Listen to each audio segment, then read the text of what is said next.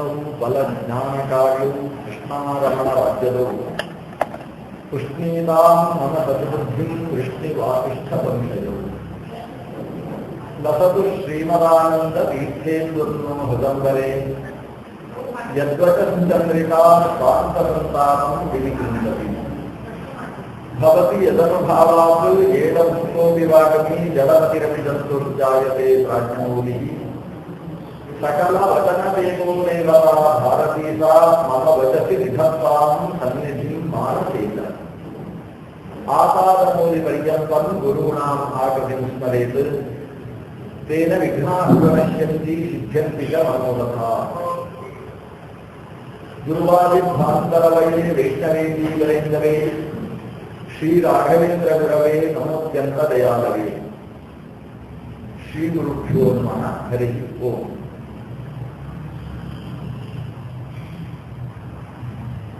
ನಾರಾಯಣ ಸೂಕ್ತದಲ್ಲಿ ಪ್ರಾರಂಭದ 4 ಮಂತ್ರ ಮತ್ತು ಮುಂದಿನ ಸೂಕ್ತದ 4 ಮಂತ್ರಗಳ ನಂತರ ಬರುವ ಸಾಮಾನ್ಯವಾಗಿ ಕನ್ನಡ ಸೂಕ್ತದಲ್ಲಿ ಮೊದಲು ಪಾರಾಯಣ ಮಾಡುವ ಮಂತ್ರಗಳಲ್ಲಿ ಒಂದು ಮಂತ್ರವನ್ನು ನಿನ್ನೆ ದಿವಸ ನಾವು ಗಮನಿಸಿದ್ದೇವೆ.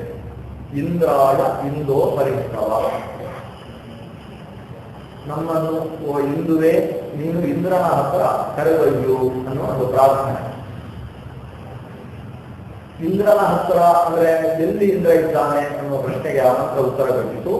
ಯತ್ರ ಬ್ರಹ್ಮ ಪವಮಾನ ಛಂದಸ್ಯಾಂ ವಾಚಂ ವದನ್ ಗ್ರಾವಣ ಸೋಮಿ ಮಹ್ಯತೆ ಸೋಮೇನ ಆನಂದಂ ಜನಯನ್ ಇಂದ್ರಾಯ ಇಂದೋ ಪರಿಶ್ರವ.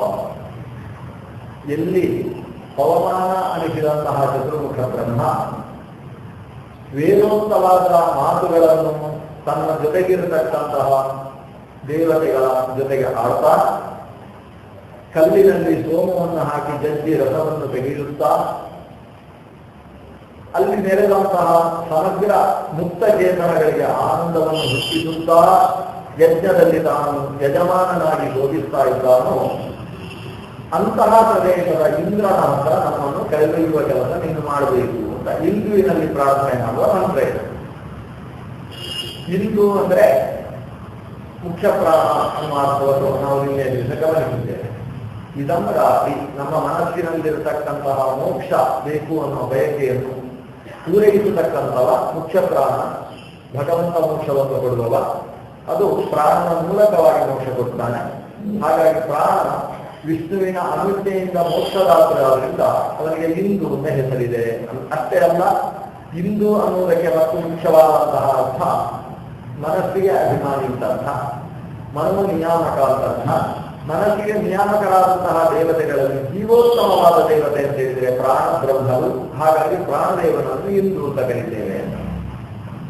ಇದರ ಜೊತೆಗೆ ಇಂದ್ರಾಯ ಇಂದೋ ಪರಿಶ್ರವ ಅನ್ನಲ್ಲಿ ಇಂದ್ರ ಅಂದ್ರೆ ಪರಮಾತ್ಮ, ಇಂದು ಅಂದ್ರೆ ಮುಖ್ಯ ಪ್ರಾಣ. ಹೇಗೋ ಹಾಗೆ ಇಂದು ಶಬ್ದ ಭಗವಂತನನ್ನೇ ಹೇಳುವ ಶಬ್ದ ಮೂಲಭೂತವಾಗಿ. ಯಾಕಂದ್ರೆ ಇಂದು ಅಂತ ಹೇಳಿದ್ರೆ ಇದಮ್ರಾತಿ ಮೋಕ್ಷವನ್ನು ಕೊಡುವವ. ಮೋಕ್ಷವನ್ನು ಕೊಡುವವ ಅನ್ನುವುದು ಬ್ರಹ್ಮದೇವರಿಗೆ ಪ್ರಾಣದೇವರಿಗೆ ಬರುವುದು ಭಗವಂತನ ನಂತರದ ಅರ್ಥದಲ್ಲಿ. ಮುಖ್ಯವಾಗಿ ಬಂಧಕೋ ಭವಪಾಶೇನ ಭವಪಾಶಾಶ್ಚ ಮೋಚಕ ಅಂತೇಳಿ ಮುಕ್ತಿಯನ್ನು ಕೊಡತಕ್ಕಂಥ ಸಾಕ್ಷಾತ್ ನಾರಾಯಣ. ಆದ್ರಿಂದ ನಾರಾಯಣನಿಗೆ ಮುಕುಂದ ಅಂತ ಹೆಸರು. ಮುಕು ಅಂದ್ರೆ ಮುಚು ಅಂದ್ರೆ ಮೋಚನ. ಮೋಚನವನ್ನು ದ ಅಂದ್ರೆ ಕೊಡುವ. ಮುಚು ದದಾತಿ ಮುಕುಂದ ಅಂದ್ರೆ ಮೋಕ್ಷವನ್ನು ಕೊಡುವವ ಅನ್ನೋದು ಮುಕುಂದ ಶಬ್ದದ ಅರ್ಥ. ಹಾಗಾಗಿ ಇಂದು ಅಂತ ಹೇಳಿದ್ರೆ ಮನಸ್ಸಿನಲ್ಲಿರತಕ್ಕಂತಹ ಇದಂ ದದಾ ಅಂದ್ರೆ ಮನಸ್ಸಿನಲ್ಲಿರುವ ಎಲ್ಲರ ಮನಸ್ಸಿನಲ್ಲಿರುವುದು ಮೂಲಭೂತವಾಗಿ ಮೋಕ್ಷ. ನಾವು ನಮಗೆ ಮೋಕ್ಷದ ಬಗ್ಗೆ ಗೊತ್ತಿಲ್ಲ ಆದ್ರಿಂದ ಮೋಕ್ಷವನ್ನು ಕೇಳುವುದಿಲ್ಲ. ಇಲ್ಲಿ ಹೊರಟ ದೇವರಲ್ಲಿ ನಾವು ಕೇಳುವಾಗ ನಿಜವಾಗಿ ಮೋಕ್ಷವನ್ನೇ ಕೇಳ್ತಿದ್ವಿ.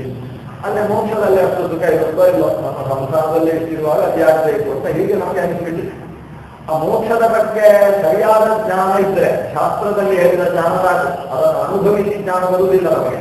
ಅದು ಮೋಕ್ಷ ಬಂದಾಗಲೇ ಅನುಭವ ಸಿಗುವುದು. ಅದಕ್ಕಿಂತ ಪೂರ್ವಭಾವಿಯಾಗಿ ಮೋಕ್ಷ ಅಂದ್ರೆ ಯನ್ನ ದುಃಖೇನ ಸಂಧಿಗ್ನಂ ನಜಗ್ರಸ್ತ ಅನಂತರಂ ಅಭಿಲಾಷೋಪನಿತಂಚ ಅನ್ನುವ ಮೋಕ್ಷದ ಸ್ವರೂಪವನ್ನು ನಾವು ಅರ್ಥೈಸಿಕೊಂಡಿದ್ದ ವರ್ಷದಲ್ಲಿ ಪ್ರತಿಯೊಬ್ಬರಿಗೆ ಪುರುಷಾರ್ಥ ಅಂತ ಹೇಳಿದ್ರೆ ಮೋಕ್ಷ ಆಗ್ತದೆ. ಪುರುಷಾರ್ಥ ಅಂದ್ರೆ ಪುರುಷ ಅಂದ್ರೆ ಮನುಷ್ಯ ಅಂತ ಅರ್ಥ, ಗಂಡಸು ಅಂತ ಅರ್ಥ ಅಲ್ಲ. ಪುರ ಅಂದ್ರೆ ಶರೀರ, ಪುರುಷ ಅಂದ್ರೆ ಶರೀರದಲ್ಲಿ ಇರುವವ ಅಂದ್ರೆ ಮನುಷ್ಯ. ಮನುಷ್ಯನಿಂದ ಅರ್ಥ ಅಂದ್ರೆ ಅರ್ಥ್ಯಮಾನವಾದದ್ದು, ಪ್ರಾರ್ಥ್ಯಮಾನವಾದದ್ದು. ಪ್ರತಿಯೊಬ್ಬನು ಬಯಸಬಹುದಾದ ಮೋಕ್ಷವನ್ನು ಪರಮಪುರುಷಾರ್ಥ ಅಂತ ಕರೆದಿದ್ದಾರೆ. ಆದ್ರಿಂದ ಇದಂ ಅಂದ್ರೆ ಪರಮಪುರುಷಾರ್ಥವೆನಿಸಿದ ಮೋಕ್ಷವನ್ನು, ದ ಅಂದ್ರೆ ಕೊಡುವ, ಅದು ಕೂಡ ಉತ್ಕೃಷ್ಟವಾಗಿ ಕೊಡುವ. ಇಂದು ಅಂದ್ರೆ ಮೋಕ್ಷ ಪ್ರಧಾನರಾದಂತಹ ಭಗವಂತ. ಅಷ್ಟೇ ಅಲ್ಲ, ಇಂದು ಅಂದ್ರೆ ನಮ್ಮ ಮನಸ್ಸಿಗೂ ನಿಯಾಮಕರಾದ ಭಗವಂತ. ಈಗ ನಮ್ಮ ಮನಸ್ಸಿಗೆ ನಿಯಾಮಕ ಯಾರು ಅಂತ ಕೇಳಿದ್ರೆ ರುದ್ರ ಅಂತ ನಾವು ಹೇಳ್ತೇವೆ, ಮನೋನಿಯಾಮಕ ರುದ್ರ. ಆದ್ರೆ ರುದ್ರದೇವರಿಗೆ ಒಂದು ಪ್ರಶ್ನೆ ಬಂದಿತ್ತು, ನನ್ನ ಮನಸ್ಸನ್ನು ಯಾರು ನಿಯಮನ ಮಾಡುವ ಅಂತ ರುದ್ರದೇವರು ಒಂದು ದೊಡ್ಡ ಪ್ರಶ್ನೆ. ಸೇನೇಷಿತಂ ವದತಿ ಪ್ರೇಷಿತಂ ಮನಃ ಅಂತ ರುದ್ರದೇವರು ಒಂದು ಪ್ರಶ್ನೆ ಮಾಡ್ತಾರೆ.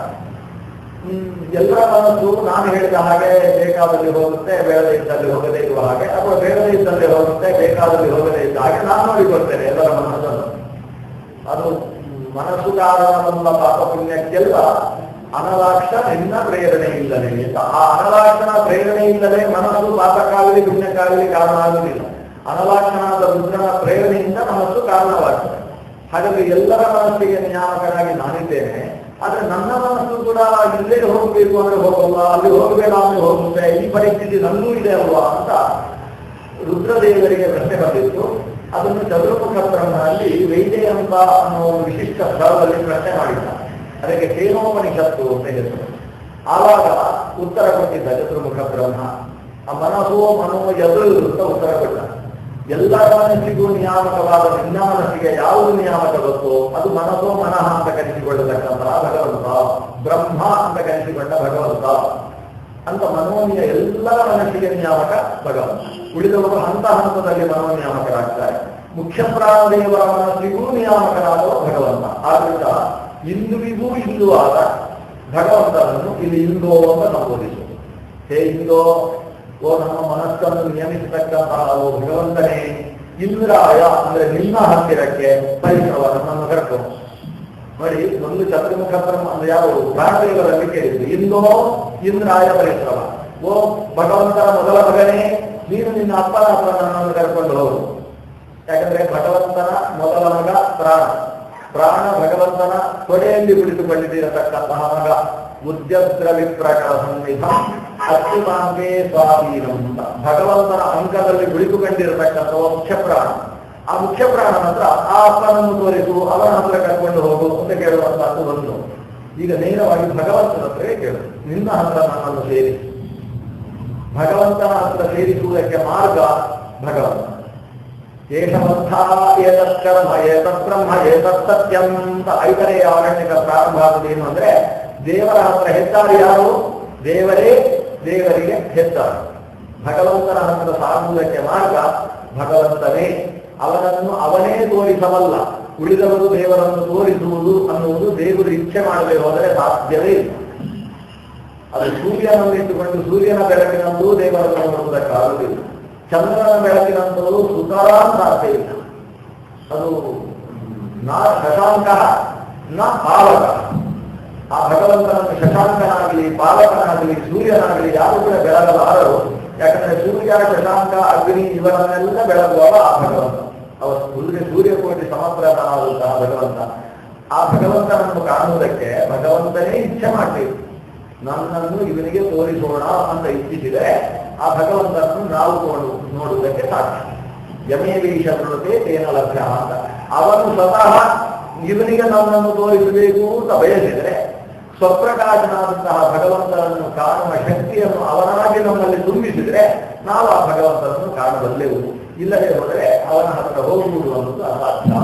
ಹಾಗಾಗಿ ಭಗವಂತನ ಕಡೆಗೆ ಸಾಗುವುದಕ್ಕೆ ದಾರಿ ಭಗವಂತನೇ.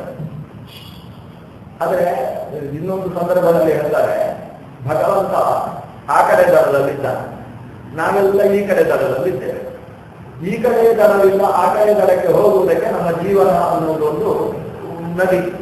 ಈ ನದಿಯಲ್ಲಿ ನಾವು ಈಜಾಡ್ತಾ ಇದ್ದೇವೆ. ಕೆಲವರು ಮುಳುಗ್ತಾ ಇದ್ದಾರೆ, ಕೆಲವರು ತೇಲ್ತಾ ಇದ್ದಾರೆ, ಕೆಲವು ಸಲ ಮುಳುಗಿರ್ತಾರೆ, ಕೆಲವು ಸಲ ತೇಲ್ತಾರೆ. ಉಪನ್ಯಾಸಕ್ಕೆ ಬಂದಾಗ ಮುಳುಗುವವರು ಕೆಲವರು, ಉಪನ್ಯಾಸಕ್ಕೆ ಬಂದಾಗಲೇ ತೇಲುವವರು ಕೆಲವರು ಇರ್ತಾರೆ. ಅಲ್ಲಿ ಸಂಸಾರ ಸಾಗರದಲ್ಲಿ ನಾವು ಈಜಾಡ್ತಾ ಇದ್ದೇವೆ. ಯಾಕಂದ್ರೆ ಆ ಕಡೆ ದಡಕ್ಕೆ ಹೋಗ್ಬೇಕು. ಯಾಕಂದ್ರೆ ಆ ಕಡೆ ದಡದಲ್ಲಿ ಇರುವುದು ಯಾರು? ಅವನು ನಿತ್ಯ ಮುಕ್ತ. ಅಲ್ಲಿ ಇರುವುದಿದ್ರು ಲಕ್ಷ್ಮೀ ನಾರಾಯಣ ಮತ್ತೆ ಈಗಾಗಲೇ ದಾಟಿ ಅಲ್ಲಿಗೆ ಸೇರಿರ್ತಕ್ಕಂಥವ್ರು ಮುಕ್ತರು ಅಂತ ಅವರಿಗೆ ಹೆಸರು. ಅಲ್ಲಿ ಹೋಗ್ಬೇಕು, ನಾರಾಯಣ ತಂದೆ ತಾಯಿಯ ಹತ್ರ ಹೋಗ್ಬೇಕು. ನಾವು ಈಜಾಡ್ತಾ ಇದ್ದೇವೆ, ಅಲ್ಲಿ ಈಜಾಡ್ತಾ ಇದ್ರೆ ಇಲ್ಲೇ ಈಜಾಡ್ತಾ ಇರೋದು, ಆ ಕಡೆ ಹೋಗುದಿಲ್ಲ. ಯಾಕಂದ್ರೆ ಪ್ರವಾಹ ಈ ತರಕ್ಕೆ ನಮ್ಮನ್ನು ದಾಟಿಸುತ್ತೆ, ಆ ಕಡೆ ಹೋಗಿ ಬಿಡುದು. ಪ್ರವಾಹಕ್ಕೆ ಎದುರಾಗಿ ಈಜಾಡುವುದು ನಮ್ಮಿಂದ ಸಾಧ್ಯ ಇಲ್ಲ. ಆ ಸ್ಥಿತಿಯಲ್ಲಿ ನಾವು ದಾಟಬೇಕಾದ್ರೆ ಒಂದೇ ಅವಕಾಶ ಅಂದ್ರೆ ದೋಣಿ ಸಿಗ್ಬೇಕು. ಆ ದೋಣಿ ಅದೇ ಮಾರ್ಗದಲ್ಲಿ ಹೋಗುವ ದೋಣಿ ಆಗಬೇಕು, ಅದು ಸಿಗಬೇಕು. ಆ ದೋಣಿ ಯಾವುದು ಅಂತ ಹೇಳಿದ್ರೆ ಭಗವಂತನೇ ದೋಣಿ ಅಂತ. ಅದು ಏಕವಂತಹ ಅನ್ನುವುದನ್ನು ಹೇಗೆ ಹೇಳಿದ್ರು ನೋಡಿ, ಭಾಗವತದಲ್ಲಿ ಗರ್ಭಸ್ಥಿತಿಯಲ್ಲಿ ಮಾತು ಬರುತ್ತೆ. ಆ ಕಡೆ ಸಾಗುವುದಕ್ಕೆ ದೋಣಿ ಯಾವುದು ಅಂತ ಹೇಳಿದ್ರೆ ಭಗವಂತನೇ ದೋಣಿ. ದೋಣಿ ಭಗವಂತ ಸರಿ, ಅಂಬಿಗ ಯಾರು? ಆ ಭಗವಂತನೇ ಅಂಬಿಗ. ದೋಣಿಯೂ ಅವನೇ, ದೋಣಿಯಲ್ಲಿ ಹುಟ್ಟು ಹಾಕುವವನು ಅವನೇ, ದೋಣಿಯಲ್ಲಿ ಕೂತುಕೊಳ್ಳುವವರು ಮಾತ್ರ ನಾವು ಅಷ್ಟೇ. ನಾವು ಭಗವಂತನನ್ನು ಆಶ್ರಯಿಸಿ ದೋಣಿಯಲ್ಲಿ ಕೂತುಕೊಳ್ಬೇಕು. ಭಗವಂತ ನಾನು ಹುಟ್ಟು ಹಾಕಿದ್ರೆ ದೋಣಿ ಆ ಕಡೆ ಹೋಗುತ್ತೆ, ಹುಟ್ಟು ಹಾಕಲಿಲ್ಲ ಆ ದೋಣಿ ಇಲ್ಲಿಗೆ ಬರುತ್ತೆ. ಯಾರು ದೋಣಿ ಅಂದ್ರೆ ಅವನೇ. ನಾವು ಆ ಕಡೆ ಹೋಗ್ಬೇಕು, ಆ ಕಡೆ ಹೋಗಿ ದೇವರನ್ನು ಮುಟ್ಟಬೇಕು. ಇಲ್ಲ, ದೇವರೇ ಈ ಕಡೆ ಬರ್ತಾರೆ. ನೀವು ಎಲ್ಲಿ ಈ ಪ್ರಪಂಚದಲ್ಲಿ ಚೆನ್ನಾಗಿದ್ದೀರಲ್ಲ, ನೀವು ದೇವರ ಕೋಣೆಯಲ್ಲಿ ಈಶಾನ್ಯದ ಮೂಲೆಯಲ್ಲಿ ಒಂದು ದೇವರ ಕೋಣೆ, ಅಲ್ಲಿ ನಾನು ಬಂದಿರ್ತೇನೆ, ಅಲ್ಲಿರ್ತಾನೆ ಅಷ್ಟೇ. ಆ ಮುಕ್ತ ನಿಯಾಮಕವಾದ ಭಗವಂತನನ್ನು ನಾವು ಕಾಣಬೇಕಾಗುದಿಲ್ಲ. ಆ ದೋಣಿಯ ವಿಶೇಷತೆ ಏನು ಅಂದ್ರೆ, ಈ ದೋಣಿ ಹಾಗೇ ಹೋಗಿ ಅಲ್ಲಿ ನಮ್ಮನ್ನು ಬಿಡುತ್ತಾರೆ. ಅಲ್ಲಿ ಬಿಟ್ಟ ಮೇಲೆ ಇಲ್ಲಿ ಬರುವವರಿಗೆ ಮತ್ತೆ ಅದೇ ದೋಣಿ ಇಲ್ಲಿ ಇರುತ್ತಾರೆ. ಈ ದೋಣಿ ಆ ಕಡೆ ಹೋದ್ರು ಕೂಡ ಇಲ್ಲಿ ಮತ್ತೆ ಅದೇ ದೋಣಿ ಇರುತ್ತೆ. ಇದು ಭಗವಂತ ಅನ್ನುವ ಒಂದು ನೌಕೆಯ ವಿಶೇಷತೆ, ಆ ನೌಕೆಯ ಅಂಬಿಗನ ವಿಶೇಷತೆ. ಆ ಅಂಬಿಗಾ ನಿನ್ನ ನಂಬಿದೆ, ಜಗದಂಬಾ ರಮಣ ನಿನ್ನ ನಂಬಿದೆ ಅಂತ ಜಗದಂಬಾ ರಮಣನನ್ನು ನಾವು ಅಂಬಿಗಾ ಅಂತ ಕರೆಯುವುದು. ಈ ಸಂಸಾರವೆಂಬ ಸಾಗರವನ್ನು ದಾಟಿಸುವ ನೌಕಾಳು ಆಗಿದ್ದಾನೆ ಎನ್ನುವ ಕಾರಣದಿಂದ. ಆ ದೃಷ್ಟಿಯಿಂದ ಇಂದ್ರಾಯ ಇಂದೋ ಪರಿಶ್ರಮ, ಓ ಭಗವಂತನೇ ನಿನ್ನ ಹತ್ರ ನಮ್ಮನ್ನು ಸೇರಿಸಿಕೋ. ಹಾಗಾದ್ರೆ ಇದನ್ನು ಯಾರು ಹೇಳಬೇಕು? ಮರಣ ಸನ್ನಿಹಿತವಾದ ಸಂದರ್ಭದಲ್ಲಿ ಮತ್ತೊಬ್ಬ ಹೇಳುವುದಲ್ಲ, ಅವನೇ ಹೇಳಬೇಕು. ಅವನೇ ಹೇಳಬೇಕಾದ್ರೆ ಮರಣ ಕಾಲದಲ್ಲಿ ಅವನಿಗೆ ಹೇಳುವುದಕ್ಕೆ ಶಕ್ತಿ ಇರುವುದಿಲ್ಲ. ಆದ್ರಿಂದ ಮೊದಲಿಗೆ ಅಭ್ಯಾಸ ಮಾಡಿರ್ಬೇಕು ಈ ಮಂತ್ರವನ್ನು. ಅದಕ್ಕೋಸ್ಕರ ಪವಮಾನದಲ್ಲಿ ಪವಮಾನ, ಇವತ್ತು ನಾವು ಹೇಳುವ ಪವಮಾನ ಸೂಕ್ತದಲ್ಲಿ ಇದು ಬರುವುದಿಲ್ಲ. ಇವತ್ತು ನಾವು ಹೇಳುವ ಪವಮಾನ ಸೂಕ್ತ ಅಂದ್ರೆ ಪವಮಾನ ಮಂಡಲದ ಮೊದಲ 4 ಅಧ್ಯಾಯಗಳಲ್ಲ, 13 ಅಧ್ಯಾಯಗಳು. ಇದು ಅದರ 8ನೇ ಅಧ್ಯಾಯ. ಅಂದ್ರೆ ಆ ಮಂಡಲ ಮುಗಿಯುವ ಹೊತ್ತಿಗೆ ಬರ್ತಕ್ಕಂತಹ ಮಂತ್ರ. ಯತ್ರ ಬ್ರಹ್ಮ ಪವಮಾನ ಛಂದಸ್ಯಾಂ ವಾಚಂ ವದನ್ ಗ್ರಾಮ ಸೋಮಂ ಮಹೀಯತೆ ಆನಂದಂ ಜನಯನ್ ಇಂದ್ರಾಯ ಇಂದೋ ವಿಶ್ವ. ಮುಂದಿನ ಮಂತ್ರಕ್ಕೆ ಹೋಗುವ. ಯತ್ರ ಜ್ಯೋತಿರಜಸ್ರಂ. ಮುಂದಿನ ಮಂತ್ರ ಹೇಳ್ತದೆ, ಓ ಭಗವಂತ ಇಂದ್ರಾಯ ಇಂದೋ ಪರಿಶ್ರಮ, ಓ ಪ್ರಾಣದೇವರೇ, ಓ ಭಗವಂತನೇ ನಿನ್ನ ಹತ್ರ ನಮ್ಮನ್ನು ಕರ್ಕೊಂಡು ಹೋಗು. ಅದು ಎಂಥ ಲೋಕ, ನಿನ್ನ ಲೋಕ ಎಂಥದ್ದು ಅಂತ ಆ ಲೋಕವನ್ನು ಮತ್ತೆ ವರ್ಣನೆ ಮಾಡ್ತಾರೆ. ಹಿಂದಿನ ಮಂತ್ರದಲ್ಲಿ ಅಲ್ಲಿ ಒಂದು ಸೋಮಯಾಗ ನಡೀತಾ ಇರುವುದರ ವರ್ಣನೆ ನಡೀತು. ಈ ಸೋಮಯಾಗದ ವರ್ಣನೆ ನಡೆದ ಕಾರಣದಿಂದಲೇ ಇದು ಸಾಮಾನ್ಯ ಸ್ವರ್ಗ ಅಲ್ಲ ಅಂತ ನಾವು ಅರ್ಥ ಮಾಡ್ಕೊಳ್ಬೇಕು. ಯಾಕಂದ್ರೆ ಇದು ಒಂದು ವಿಷಯ ತಿಳ್ಕೊಳ್ಬೇಕು. ಇದಕ್ಕೆ ಸಾಯಣರ ಭಾಷೆ ಮತ್ತೆ ಅನೇಕರ ಭಾಷೆ ಇರಬಹುದು, ನನಗೆ ಸಿಗಲಿಲ್ಲ. ಯಾಕಂದ್ರೆ ಷಡ್ಗುರು ಶಿಷ್ಯರ ಭಾಷೆಯೂ ಕೂಡ ಈ ಭಾಗಕ್ಕಿದೆ ಅಂತ ಉಪಲಬ್ಧಿ ಇದೆ. ಆದರೆ ಅದು ನನ್ನ ಅಧ್ಯಯನಕ್ಕೆ ಸಿಗಲಿಲ್ಲ. ಸಾಯಣರ ಭಾಷೆ ಅವರು ಇದನ್ನು ಸ್ವರ್ಗಪರವಾಗಿ ಅರ್ಥ ಮಾಡಿ ನಿಲ್ಲಿಸಿಟ್ಟಿದ್ದಾರೆ. ನಾವೇನು ಖಂಡಿಸಬೇಕು ಅಂತಿಲ್ಲ, ಆದ್ರೆ ಅರ್ಥಕ್ಕೆ ನಿಲ್ಲಿಸಿದ್ದಾರೆ. ಇದು ಮಂತ್ರ ಏನು ಅಂದ್ರೆ ಸ್ವರ್ಗಪರವಾದ ವ್ಯಾಖ್ಯಾನ. ಆದ್ರೆ ಸಮಸ್ಯೆ ಮೊದಲನೇ ಮಂತ್ರದಲ್ಲೇ ಸಮಸ್ಯೆ ಇದೆ. ಸ್ವರ್ಗಪರವಾದ ವ್ಯಾಖ್ಯಾನ ಮಾಡಿದ್ದಾರೆ. ಅವರು ಇಂದ್ರ ಅಂದ್ರೆ ಇಂದ್ರ, ಇಂದು ಅಂತ ಹೇಳಿದ್ರೆ ಚಂದ್ರ. ಓ ಚಂದ್ರ ನೀನು ಇಂದ್ರನ ಹತ್ರ ಕರ್ಕೊಂಡು ಈಗ ಹೇಗೂ ಅರ್ಥ ಎತ್ತರ ಇದೆಯಲ್ಲ, ಅಲ್ಲಿಂದ ಹಾಗೆ ಟಕ್ ಅಂತ ಹಾರಿಸಿದ್ರೆ ಇಂದ್ರ ಸಿಗ್ತಾನೆ. ಈ ಚಂದ್ರನ ಹತ್ರ ಕೇಳುದು. ಚಂದ್ರ ಪಿತೃದೇವತೆ. ಚಂದ್ರನಿಗೆ ಒಂದು ವಿಶೇಷತೆ, ಪಿತೃದೇವತೆ. ಅದನ್ನ ಮರಣ ಕಾಲದಲ್ಲಿ ಚಂದ್ರ ಅವರಿಗೆ ತಲುಪಿಸ್ತಾನೆ ಅಂತ. ಅವನು ಸೋಮಾಯ ಪಿತೃಮತೆ ಸಧಾನ ಸ್ವಾಹ ಅಂತ ಒಂದು ಶ್ರಾದ್ದದಲ್ಲಿ ಪಿತೃಮಾನ್ ಅಂತ ಸೋಮನಿಗೆ ಒಂದು ಕಾಠಿಣೋಮದ ಆಹುತಿಗೊಳ್ಳಿಕ್ಕಿದೆ. ಆಗ ಸೋಮ ಪಿತೃದೇವತೆ. ಆದ್ರಿಂದ ಅವನ ಹತ್ರ ಕೇಳುದಂತೆ, ನೀನು ನಮ್ಮನ್ನು ಇಂದ್ರನ ಹತ್ರ ಕರ್ಕೊಂಡು ಹೋಗು ಅಂತ ಕೇಳುದಂತೆ. ಆದ್ರೆ ಇಂದ್ರ ಏನು, ಅಲ್ಲಿ ಏನಿದೆ ಇಂದ್ರಲೋಕದಲ್ಲಿ? ಆ ಬ್ರಹ್ಮ ಅಲ್ಲಿ ಕೂತ್ಕೊಂಡು ಸೋಮಯಾಗ ಮಾಡ್ತಾ ಇದ್ದಾನೆ. ಬೇಕಾ ಈ ಬ್ರಹ್ಮನಿಗೆ ಈ ಕೆಲಸ? ಇಂದ್ರಲೋಕದಲ್ಲಿ ಹೋಗಿ ಅವನು ಬಂದು ನಮ್ಮ ಎಲ್ಲರ ಕಾಲೋನಿಯಲ್ಲಿ ಒಂದು ಹೋಮ ಮಾಡುವುದು. ಅದು ಇಂದ್ರಲೋಕದಲ್ಲಿ ಹೋಗಿ ಯತ್ರ ಬ್ರಹ್ಮ ಪವಮಾನ ಚಂದ್ರಸ್ಯ ವಾಚಂ ವದನ್ ಗ್ರಾಮ ಸೋಮೇ ಮಹೀಯತೆ ಸೋಮೇನ ಆನಂದಂ ಜನಯನ್. ಇದೆಲ್ಲ ಇಂದ್ರಲೋಕದಲ್ಲಿ ಯಜ್ಞ, ಅದು ನಿಷೇಧಕ್ಕೆ ಒಳಗಾದದ್ದು ಇಂದ್ರಲೋಕ. ಯಾಕಂದ್ರೆ ಅಲ್ಲಿ ಹೊಗೆಗೆ ಆಗಬಾರದು ಅಂತ ಅವರು ಅಷ್ಟು ಶುದ್ಧವಾಗಿ ಇಟ್ಕೊಂಡಿದ್ದಾರೆ. ಇಂದ್ರಲೋಕ ಅಂದ್ರೆ ಅದು ಪರಿಶುದ್ಧ. ಅಲ್ಲಿ ಹೊಗೆ ಎಲ್ಲ ಆದರೆ ಅದಕ್ಕೆ ಮತ್ತೆ ಪೈಂಟ್ ಮಾಡುವುದು ಎಲ್ಲ ವಿಶ್ವಕರ್ಮನಿಗೆ ರಗಡಾಗ್ತದೆ. ಅದಕ್ಕೋಸ್ಕರ ಇಂದ್ರನು ಹೋಮ ಮಾಡಬೇಕಾದ್ರೆ ಒಂದು ಹಿಮಾಲಯದ ತಪ್ಪಲಲ್ಲಿ ಯಾಗ ಮಾಡಿ ಹೋಗುದು. ಕರ್ಮ ಭೂಮಿಯಲ್ಲೇ ಯಜ್ಞ ನಡಿಬೇಕು, ಭೋಗ ಭೂಮಿಯಲ್ಲಿ ಯಜ್ಞ ನಡೀತು ಹಾಗಿಲ್ಲ ಅಂತ ನಿಷೇಧ ಮಾಡಿ ಆಗಿದೆ. ಹಾಗಾದ್ರೆ ಯತ್ರ ಬ್ರಹ್ಮ ಭಗವಾನ ಅಂತೇಳಿದರು ದೇವೇಂದ್ರ ಲೋಕದಲ್ಲಿ ಬ್ರಹ್ಮನು ತಾನು ಯಾಗದಲ್ಲಿ ಸೋಮ ಅರಿತ ಉಪನ್ಯಾಸ ಮಾಡ್ತಾನೆ ಅಂತ ವ್ಯಾಖ್ಯಾನ ಮಾಡಿದ್ರೆ ಒಂದು ದಿನ. ಆದ್ರೆ ಅದೊಂದು ವ್ಯಾಖ್ಯಾನ ಇದು ಇಂದ್ರ ಲೋಕ ತತ್ರ ನಮ್ಮನ್ನು ಭರಿಸುವ ಅಂತ ಹೀಗೊಂದು ವ್ಯಾಖ್ಯಾನ ಬಂದಿದೆ ಸಮಂಜಸವಾದ ಒಂದು ದಿನ. ಆದ್ರೆ ಮುಂದಿನ ಶ್ಲೋಕಕ್ಕೆ ಹೊಂದುದು ಏನು? ಯತ್ರ ಜ್ಯೋತಿರಥ ಅಜಸ್ರಂ ಯಸ್ಮಿನ್ ಲೋಕೆ ಸರ್ಹಿತಂ ತಸ್ಮಿನ್ ಮಾಂ ಧೇಹಿ ಭಗವಾನ್ ಅಮೃತೆ ಲೋಕೆ ಅಕ್ಷಿತ ಇಂದ್ರಾಯ ತವ ಪರಿಶ್ರಮ.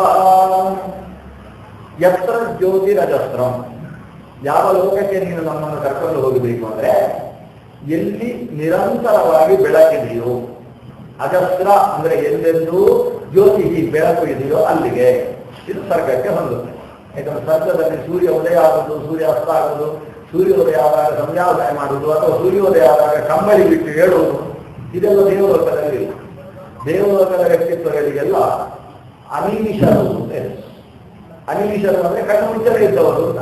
ಆದ್ರಿಂದ ಅವರಿಗೆ ನಿದ್ದೆ ಇಲ್ಲ. ಸೂರ್ಯ ಅಸ್ತಂಗದ ನಾವೇ ಅಲ್ವಾ ನಿದ್ದೆ ಮಾಡೋದು, ಅಲ್ಲಿ ನಿರಂತರ ಬೆಳಕಿರುತ್ತೆ. ಯಾಕಂದ್ರೆ ಅಲ್ಲಿ ಯಾರು ಓಡಾಡ್ತಾರೆ ಅವರ ಶರೀರವೂ ಕೂಡ ಬೆಳಕಿನ ಸ್ವರೂಪ ಆಗಿರುತ್ತೆ. ಹಾಗಾಗಿ ಬೆಳಕದು.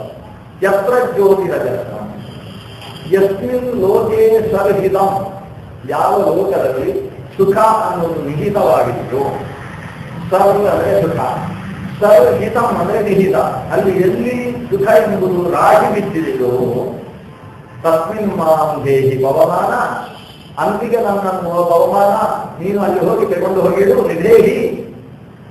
ಯಾವ ಲೋಕರು? ಅಮೃತೆಯ ಲೋಕೆ, ಆ ಅಮೃತ ಅಮರ ಲೋಕದಲ್ಲಿ ಹೋಗಿ ನನ್ನನ್ನು ಇಡು. ಓ ಅಕ್ಷಿತ, ಓ ನಾಟರಹಿತನಾದ ಬಹುಮಾನನೇ ಇಂದ್ರ ಆಯುವ ಪರಿಶ್ರಮ. ಆ ಇಂದ್ರನ ಹತ್ರ ನಮ್ಮನ್ನು ಕರ್ಕೊಂಡು ಹೋಗುವುದು. ಇಲ್ಲಿ ಸ್ವರ್ಗಲೋಕಪರವಾದ ಅರ್ಥ ನಿಷಿದ್ಧವಾಗುವುದಿಲ್ಲ. ಆದರೆ ಅಷ್ಟೇ ಅರ್ಥದಲ್ಲಿ ಈ ಮಂತ್ರವನ್ನು ನಾವು ವ್ಯಾಖ್ಯಾನಿಸಬಾರದು. ಯಾಕಂದ್ರೆ ಹಿಂದಿನ ಮಂತ್ರ ಸ್ಪಷ್ಟವಾಗಿ ಮೋಕ್ಷದ ಕಡೆಗೆ ಕರೆದೆಯೂ ಅಂತ ಪ್ರಾರ್ಥಿಸಿರುವಾಗ ಅದರ ನಂತರದ ಮಂತ್ರವನ್ನು ಸ್ವರ್ಗದ ಹಂತದಲ್ಲಿ ನಿಲ್ಲಿಸಿಕೊಳ್ಳಬಾರದು. ಅದು ಮೋಕ್ಷದ ಬಗ್ಗೆ ಹೇಳುತ್ತದೆ. ಯತ್ರ ಜ್ಯೋತಿರಜಸ್ರ, ಜ್ಯೋತಿ ಅನ್ನುವುದು ಅದು ಭಗವಂತನ ಹೆಸರು. ಜ್ಯೋತಿ ಚರಣಾಭಿಧಾನ ಅಂತ ಬ್ರಹ್ಮಸೂತ್ರವೇ ಭಗವಂತನನ್ನು ಜ್ಯೋತಿ ಯಾಕೆ ಅಂತ ಉಪಾದನೆ ಮಾಡಿದೆ. ಜ್ಯೋತಿ ಅಂದ್ರೆ ಪರಜ್ಯೋತಿಯನ್ನಿದ್ದಂತಹ ಭಗವಂತ. ಯಾವ ಲೋಕದಲ್ಲಿ ಎಂದೆಂದೂ ಜ್ಯೋತಿ ಕಾಣಿಸ್ತದೋ ಆ ಲೋಕಕ್ಕೆ ಕರ್ಕೊಂಡು ಹೋಗುವುದು. ನಾವು ಶಬರಿಮಲೆಗೆ ಹೋದರೆ ಅದು ವರ್ಷಕ್ಕೆ ಒಂದು ದಿವಸ ಮಾತ್ರ ಜ್ಯೋತಿ ಕಾಣಿಸ್ತದೆ. ಅದರಿಂದ ನಮಗೆ ಯಾವ ಲೋಕ ಬೇಕು? ಯತ್ರ ಜ್ಯೋತಿ ಅಜಸ್ರಂ, ಅಜಸ್ರಂ ಅಂದ್ರೆ ಎಂದೆಂದೂ ಕೂಡ ಜ್ಯೋತಿ ಕಾಣಿಸುತ್ತೋ. ಯಾವ ಜ್ಯೋತಿ? ಭಗವಂತನೇ ಜ್ಯೋತಿ.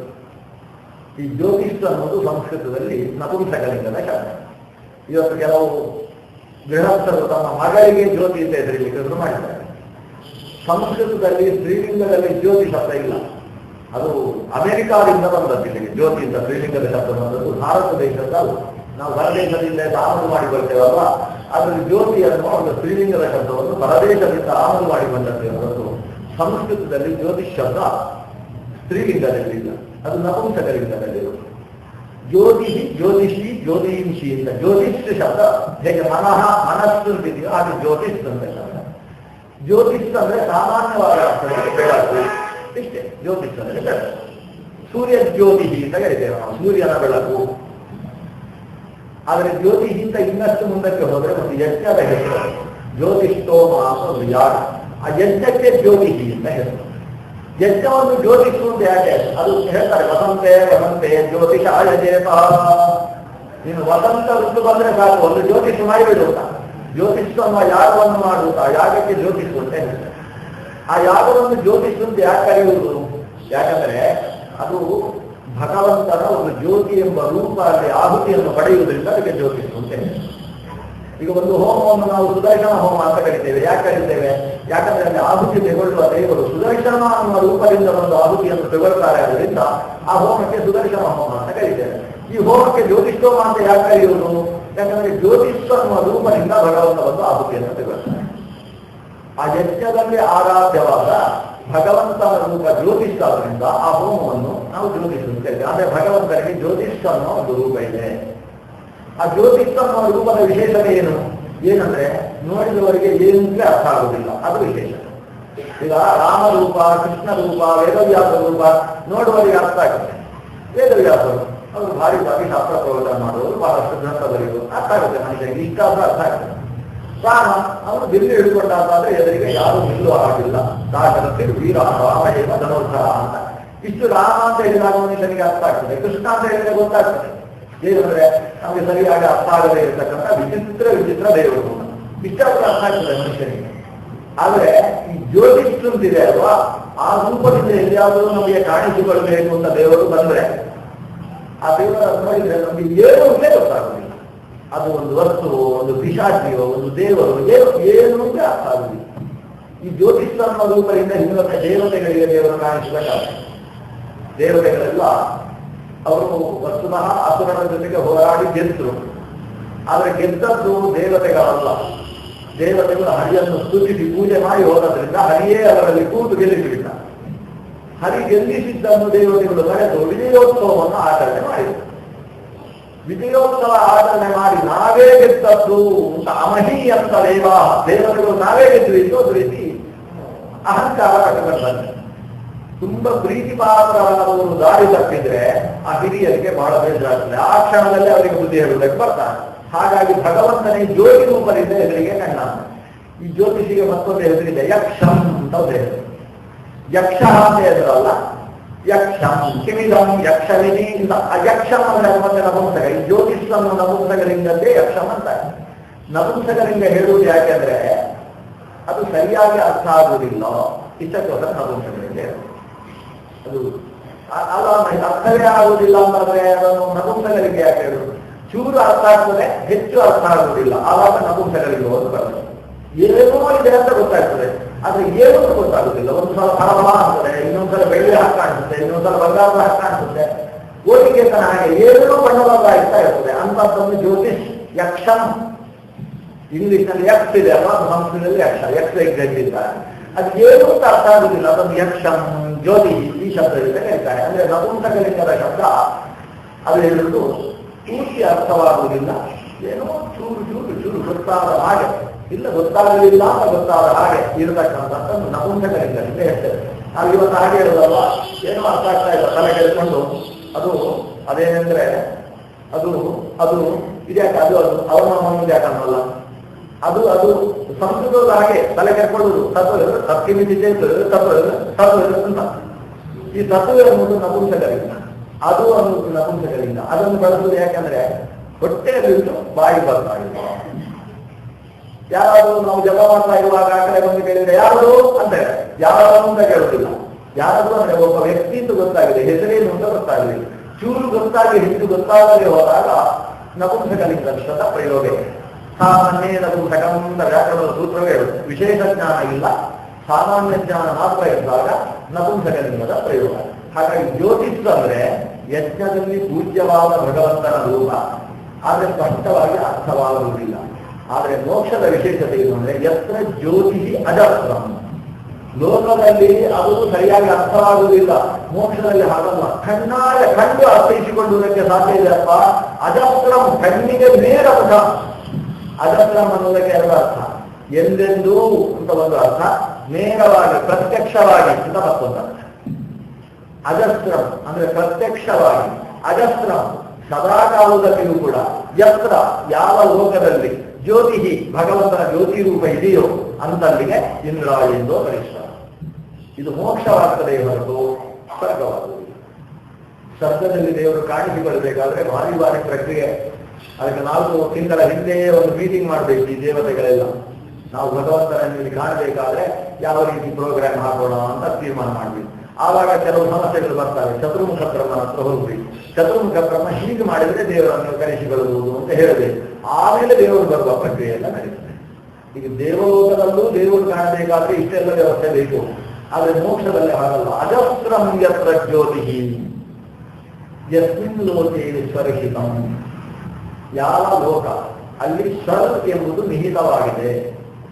ಈ ಸ್ವರ್ ಅನ್ನುವುದು ತುಂಬಾ ಸುಂದರವಾದ ಒಂದು ಶಬ್ದ. ವೇದದಲ್ಲಿ ಅಲ್ಲಲ್ಲಿ ವ್ಯಾಹೃತಿಗಳಲ್ಲಿ 3ರಲ್ಲಿ 2ನೆಯ ವ್ಯಾಹೃತಿ, 3ನೆಯ ವ್ಯಾಹೃತಿ ಸ್ವರ್ ಅನ್ನೋದು ವ್ಯಾಹೃತಿ.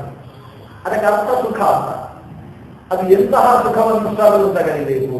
ಯಾಕಂದ್ರೆ ಸುಖದಲ್ಲಿ ಅನೇಕ ಪ್ರಭೇದಗಳಿದ್ದಾರೆ. ಒಂದು ಸುಖ ಅಂತಿದೆ, ಮತ್ತೊಂದು ಮೋದ ಅಂತಿದೆ, ಇನ್ನೊಂದು ಪ್ರಮೋದ ಅಂತಿದೆ, ಇನ್ನೊಂದು ನಂದ ಅಂತಿದೆ, ಇನ್ನೊಂದು ಆನಂದ ಅಂತಿದೆ, ಮತ್ತೊಂದು ಮದ ಅಂತಿದೆ, ಮತ್ತೊಂದು ಪ್ರಮದ ಅಂತಿದೆ, ಮತ್ತೊಂದು ಪ್ರಮಾದ ಅಂತಿದೆ, ಕೊನೆಗೆ ಬ್ರಹ್ಮಾನಂದ ಅಂತ ಮತ್ತೊಂದಿದೆ. ನಿತ್ಯಾನಂದ ಅನ್ನೋದಿಲ್ಲ. ಅಂದ್ರೆ ಈ ಆನಂದಗಳಲ್ಲಿ ಈ ಆನಂದದಲ್ಲಿ ಬಹಳಷ್ಟು ಪ್ರಭೇದಗಳಿದ್ದಾವೆ. ಆ ಪ್ರಭೇದದಲ್ಲಿ ನಾವು ಯಾವುದನ್ನು ಸಾಧನೆ ಕಲಿಬೇಕು ಅಂತ ಒಂದು ಪ್ರಶ್ನೆ. ಆ ಪ್ರಶ್ನೆಗೆ ವೇದವ್ಯಾಸರಿಗೆ ಉತ್ತರ ಕೊಡ್ತಾರೆ. ತತ್ಪದಂ ತತ್ಪದಾಶ್ರಯ. ಅಂತಹ ಸ್ಥಾನವನ್ನು ಸದ ಅನ್ನೋ ಪದದಿಂದ ನೀವು ಕರೀತೀವಿ. ಯಾವುದು ಸಹ ಅಂದರೆ ದುಃಖೇನ ಸಂಭಿನ್ನಂ ನಜಗ್ರಸ್ತಮನಂತರ ಅಭಿಲಾಷೋಪನೀತಂಚ ತತ್ಪದಂ ತತ್ಪದಾಶ್ರಯ. ಸರ್ವ ಅನ್ನೋ ಪದಕ್ಕೆ ಆಶ್ರಯವಾದ ವಸ್ತು ಇಂಥದ್ದಾಗಿರುತ್ತದೆ. ಸರ್ವ ಅನ್ನೋ ಪದದಿಂದ ಇದನ್ನು ನೀವು ಕಲಿಬೇಕು. ಯಾವುದನ್ನು ಅಂದ್ರೆ ಯತ್ ದುಃಖೇನ ಸಂಭಿನ್ನ. ಯಾವ ಸ್ಥಿತಿಯಲ್ಲಿ ದುಃಖದ ಸಂಬಂಧವೇ ಇರುವುದಿಲ್ಲವೋ.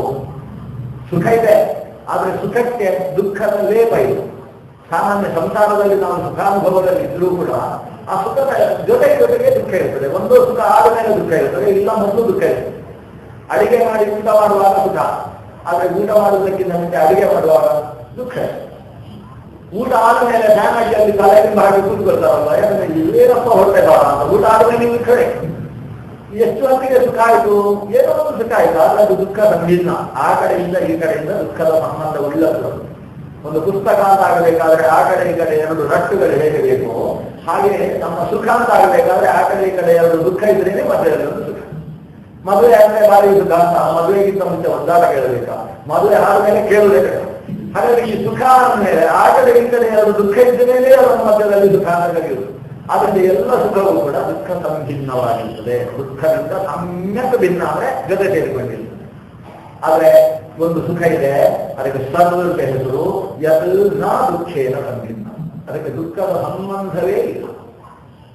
ನಟಗ್ರಸ್ತಮನಂತರಂ. ನಟಗ್ರಸ್ತಂ ಹಿಂದಕ್ಕೂ ನಟಮಿಂದ ನಮ್ಮದನ್ನು ಬಿಡಿ ಕೇಳ್ತಾರೆ. ನಟಗ್ರಸ್ತಂ ಹಿಂದಕ್ಕೂ ಕೂಡ ದುಃಖದ ಸಂಬಂಧ ಇರಲಿಲ್ಲ. ಅದಕ್ಕೆ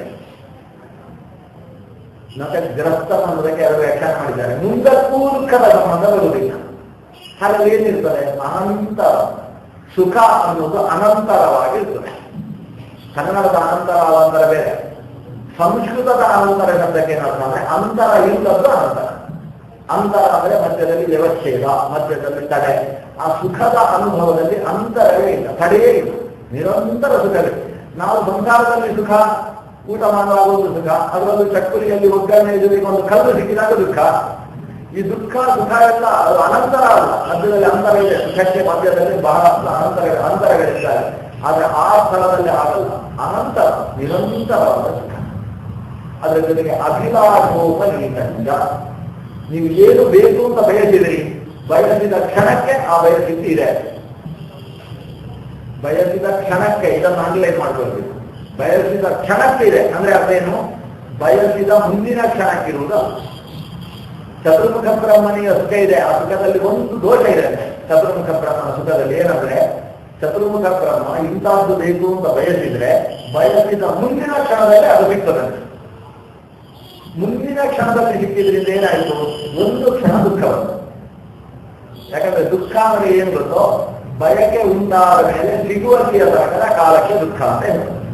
ಇವತ್ತು ನಾಳೆ ಏಕಾದಶಿ ಇದೆ, ಏಕಾದಶಿ ಮಧ್ಯಾಹ್ನ 12:30 ಗಂಟೆ ಆದಾಗ ಊಟ ಸಿಗುವುದಿಲ್ಲ, ದುಃಖ ಆಗ್ತದೆ. ಯಾರಿಗಾದ್ರು ಸುಖವೋ ಸುಖ, ಅಪ್ಪ ಇವತ್ತೊಂದು ದಿವಸ ಆದರೂ ಈ ಊಟ ಮಾಡುವ ಸಮಸ್ಯೆ ಇಲ್ಲ ಆಯ್ತಲ್ಲ ಖುಷಿ. ಆದ್ರೆ ದ್ವಾದಶಿ ದಿವಸ 7 ಗಂಟೆಗೆ ನೋಡ್ರಿ, ನಾಲಿಗೆ ಆಗಲಿಲ್ಲ, ದುಃಖ ಏನು ಇವರಿಗೊಂದು 3 ಗಂಟೆಗೆ ಎದ್ದು ಮಾಡ್ಲಿಕ್ಕೆ ಆಗುದಿಲ್ಲ ಅಂತ ಆಗ್ತದೆ. ಅವರು ಕೂಡ ಕೊಡಕ್ತಾ ಇರ್ತಾರೆ, ನೀವು ಸ್ವಲ್ಪ ಬೇಗ ಹೇಳ್ಬಾರ್ದಿತ್ತ, ಸ್ವಲ್ಪ ತರಕಾರಿ ಹೆಚ್ಚು ಮಾಡಬಾರ್ದಿತ್ತ. ಈ ಎಲ್ಲ ದುಃಖ ಎಲ್ಲದಾಯ್ತಲ್ವಾ. ಯಾಕೆ ದುಃಖ ಎದುರಾಯ್ತು? ಯಾಕಂದ್ರೆ ಇಚ್ಛೆ ಎದುರಾಯ್ತು. ನನಗೆ ಊಟ ಮಾಡಬೇಕಿತ್ತು ಅಂತ ಇಚ್ಛೆ ಎದುರಾಯ್ತು. ಇಚ್ಛೆ ಉಂಟಾಗಿ ಅದು ಸಿಗುವಲ್ಲಿ ತನಕ ಮಧ್ಯದ ಕಾಲವನ್ನು ದುಃಖ ಅಂತ ಕರೆಯುವುದು. ಬಯಕೆ ಉಂಟಾಗಿ ಹೋದ್ರೆ ದುಃಖವೇ. ಬಯಸಿದ್ರೆ ಬಯಕೆಯೇ ಸೃಷ್ಟಿಯಾದ್ರೆ ದುಃಖ ಇರುವುದಿಲ್ಲ. ಬಯಸಿದ ನಂತರ ಅದು ಸಿಕ್ಕಿತು ಅಂದ್ರೆ ಎಷ್ಟು ಕಾಲ ವ್ಯವಧಾನ ಅಂತ ಅದು ದುಃಖ ಬಂತು ಅಂತ ಅರ್ಥ. ಚತುರ್ಮುಖ ಬ್ರಹ್ಮ ಬಯಸಿ ಮುಂದಿನ ಕ್ಷಣದಲ್ಲೇ ಅದು ಸಿಗ್ತದೆ, ಆದ್ರೆ ಬಯಸಿ ಕ್ಷಣ ಉಂಟಲ್ಲ ಅದು ದುಃಖ. ಅಂದ್ರೆ ಚತುರ್ಮುಖ ಬ್ರಹ್ಮನು ಮುಕ್ತನಿಗೆ ಸಮಾನ ಅಲ್ಲ. ಯಾಕಂದ್ರೆ ಚತುರ್ಮುಖ ಬ್ರಹ್ಮನಿಗೂ ಕ್ಷಣ ದುಃಖ ಇದೆ. ಆದರೆ ಮುಕ್ತನಿಗೆ ಹಾಗಲ್ಲ. ಎಂ ಸುಖಿ ಕಾಮಯತೆ ಅರ್ಥ ಮಾತ್ರ ಸಂಕಲ್ಪ ಮಾತ್ರ ಸಕಲೋಪಿ ಸತ್ಯ. ಏನನ್ನ ಬಯಸ್ತಾನೋ ಆ ಸಂಕಲ್ಪವೇ ಅವನ ಸೃಷ್ಟಿಯಾಗ್ತದೆ. ಸಂಕಲ್ಪದಿಂದ ಸೃಷ್ಟಿಯಲ್ಲ, ಇಚ್ಛಾ ಮಾತ್ರ ಪ್ರಭು ಸೃಷ್ಟಿ. ಬಯಕೆಗೆ ಸೃಷ್ಟಿಯಾಗ್ತದೆ, ಬಯಕೆಯಿಂದ ಸೃಷ್ಟಿಯಲ್ಲ. ಈ ಸೃಷ್ಟಿ ಅದನ್ನು ಹೇಳುದು ಅಭಿಲಾಷೋಪನೀತಂಚ. ಬಯಸಿದ್ದು ಆ ಕ್ಷಣದಲ್ಲಿ ಉಪನೀತವಾಗತಕ್ಕಂತಹ ಒಂದು ಸ್ಥಳ ಅಂತಿದ್ರೆ ತತ್ಪರ ಸ್ವಪರಾಶ್ರಯಂ. ಆ ಸ್ಥಾನಕ್ಕೆ ಸರ್ ಅಂತ ಹೆಸರು. ಯತ್ರ ಯಸ್ಮಿನ್ ಲೋಕೆ ಸರ್ಹಿತಂ. ಯಾವ ಲೋಕದಲ್ಲಿ ಈ ಸರ್ ಅಂತಕ್ಕಂತಹ ಶಬ್ದದ ಅರ್ಥ ಪೂರ್ಣವಾಗಿ ಹೊಂದುತ್ತೋ ಅಲ್ಲಿಗೆ ಇಂದ್ರ ಎಂದು ವೈಷ್ಣವ. ಹಾಗಾದ್ರೆ ಇದ್ಯಾವುದಾಯಿತು? ಮೋಕ್ಷ ಮಾತ್ರ ಆಯಿತು. ಯಾಕಂದ್ರೆ ಸ್ವರ್ಗವು ಕೂಡ ಇಂಥದ್ದಲ್ಲ. ಸ್ವರ್ಗದಲ್ಲಿ ಅಭಿಲಾಷೋಪನೀತವಾದ ಸ್ಥಿತಿ ಇಲ್ಲ. ಯಾಕಂದ್ರೆ ಇಂದ್ರನಿಗೆ ಒಂದು ಸಲ ಸಮಸ್ಯೆ ಆಗಿತ್ತು. ಅವ ಕೂತಿದ್ದಂತಹ ಐರಾವತವೇ ಇಲ್ಲವಾಗಿ. ಆಮೇಲೆ ಇನ್ನು ಆ ಕಡೆ ಹೋಗಿ ನೋಡ್ತಾ ಇದ್ದಾನೆ, ಅವನೊಂದು ನಾಟಕ ಮಾಡ್ತಾ ಇದ್ದ. ಅಲ್ಲಿ ಸ್ತ್ರೀಯರು ನರ್ತನ ಮಾಡ್ತಾ ಇದ್ರು. ಅದರಲ್ಲಿ ಒಂದೊಂದೇ, ಈ ಕಡೆಯಿಂದ ರಂಬೆ ಇಲ್ಲ, ದುರ್ಗಾಟಿ ಇಲ್ಲ, ವಿರೋಧನ ಇಲ್ಲ, ಒಬ್ಬೊಬ್ಬರು ಕಾರ್ಯ ಆಗ್ತಾ ಹೋದ್ರು. ಈ ದುರ್ವಾಸನ ಶಾಪದ ಬಲದಿಂದ ಸ್ವತಃ ಇಂದ್ರ ಭಕ್ತ ಶ್ರೀಕಾರಗಳು ಆಮೇಲೆ ಅದನ್ನೆಲ್ಲ ಪಡಿಬೇಕಾದ್ರೆ ಭಗವಂತ ತನ್ನ ಮಾವನ ಮನೆಯನ್ನೇ ಕಡಿ ಅಂತ ಹೇಳಿ ಆ ಸಮುದ್ರ ಬಂಧನ ಆಗಿ ಅದರಿಂದ ಎಲ್ಲ ಬರಬೇಕಾಯಿತು. ಆದ್ರಿಂದ ಅಲ್ಲಿ ಈ ಇದ್ದದ್ದು ಹೋಗುವುದು ಉಂಟು. ಕೆಲಸದ ಪಡೆಯುವುದಕ್ಕೋಸ್ಕರ ತಾವು ಬೇಯಲ್ಲಿ ಬೆವರು ಸುರಿಸಬೇಕಾದಷ್ಟು ಸಮುದ್ರ ಮಥನದಂತಹ ಹಾಗೆ ವಿಕಾಸಿ ಗುದ್ದಲಿಯೆಲ್ಲ ಹಿಡಿಬರಬೇಕಾದ ಪ್ರಸಂಗವು ಕೂಡ ಸ್ವರ್ಗದಲ್ಲಿ ಇದೆ ಆಯಿತು. ಅಲ್ಲದೆ ಇರುವ ಸುಖಕ್ಕೋಸ್ಕರವೇ ಸ್ವರ್ಗಕ್ಕೆ ಹೋದ್ರು ಕೂಡ ಆತ ಬ್ಯಾಲೆನ್ಸ್ ಎಷ್ಟಿದೆ ಅಂತ ನೋಡ್ಬಾರ್ದು ಬರಬೇಕಾಗುತ್ತೆ. ನಾನು ಎಷ್ಟು ಪುಣ್ಯ ಮಾಡಿದ್ದೇನೆ, ಎಷ್ಟು ಅನುಭವಿಸಿ ಆಯಿತು, ಇನ್ನು ಎಷ್ಟು ಕಾಲ ತನಕ ನನ್ನಲ್ಲಿ ಪುಣ್ಯದ ರಾಶಿ ಉಳಿದಿದೆ, ಅದನ್ನು ನೋಡ್ಬಿಟ್ಟು ಇಷ್ಟಕ್ಕೆ ಮತ್ತೆ ಇಳಿಬೇಕಾ ಅಂತ ಆಗಬೇಕು. ನಮ್ದು ಇಷ್ಟಕ್ಕೆ ವೀಸಾ ಇರೋದು, ಇಷ್ಟಕ್ಕೆ ಪಾಸ್ಪೋರ್ಟ್ ಮುಗಿತು, ಅಲ್ಲಿಗೆ ಮತ್ತೆ ಹೋಗ್ಬೇಕಾಗುತ್ತಲ್ಲ. ಕ್ಷೀಣೆ ಪುಣ್ಯ ಮತ್ತೆ ನಂಬಿದೆ. ಅಂದ್ರೆ ಸ್ವರ್ಗದಲ್ಲೂ ಕೂಡ ಅವನಿಗೆ ಭಯ ಇದೆ, ಪತನ ಭೀತಿ ಇದೆ. ಭಯ ಅನ್ನುವುದು ದುಃಖ ಸ್ವರೂಪವಾದದ್ದು. ಆದ್ರೆ ಮೋಕ್ಷದಲ್ಲಿ ನಟ ಪುನರಾವರ್ತತೆ, ನಟ ಪುನರಾವರ್ತತೆ. ಯದ್ಗತ್ವ ನನಿವರ್ತಂತೆ ತತ್ಥಾನ ಪರಮಂ ಮಮ ಅಂತ ಭಗವಂತ ಹೇಳ್ತಾರೆ. ನನ್ನ ಧಾಮ ಯಾವುದು, ವಿಷ್ಣು ಧಾಮ ಅಂತ ಯಾವುದನ್ನು ಕರೆಯುವುದು? ಯದ್ಗತ್ವ ನನಿವರ್ತಂತೆ.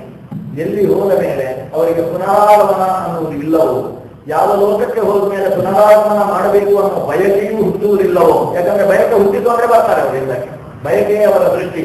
ಆ ಬಯಕೆಯೇ ಬರುವುದಿಲ್ಲ.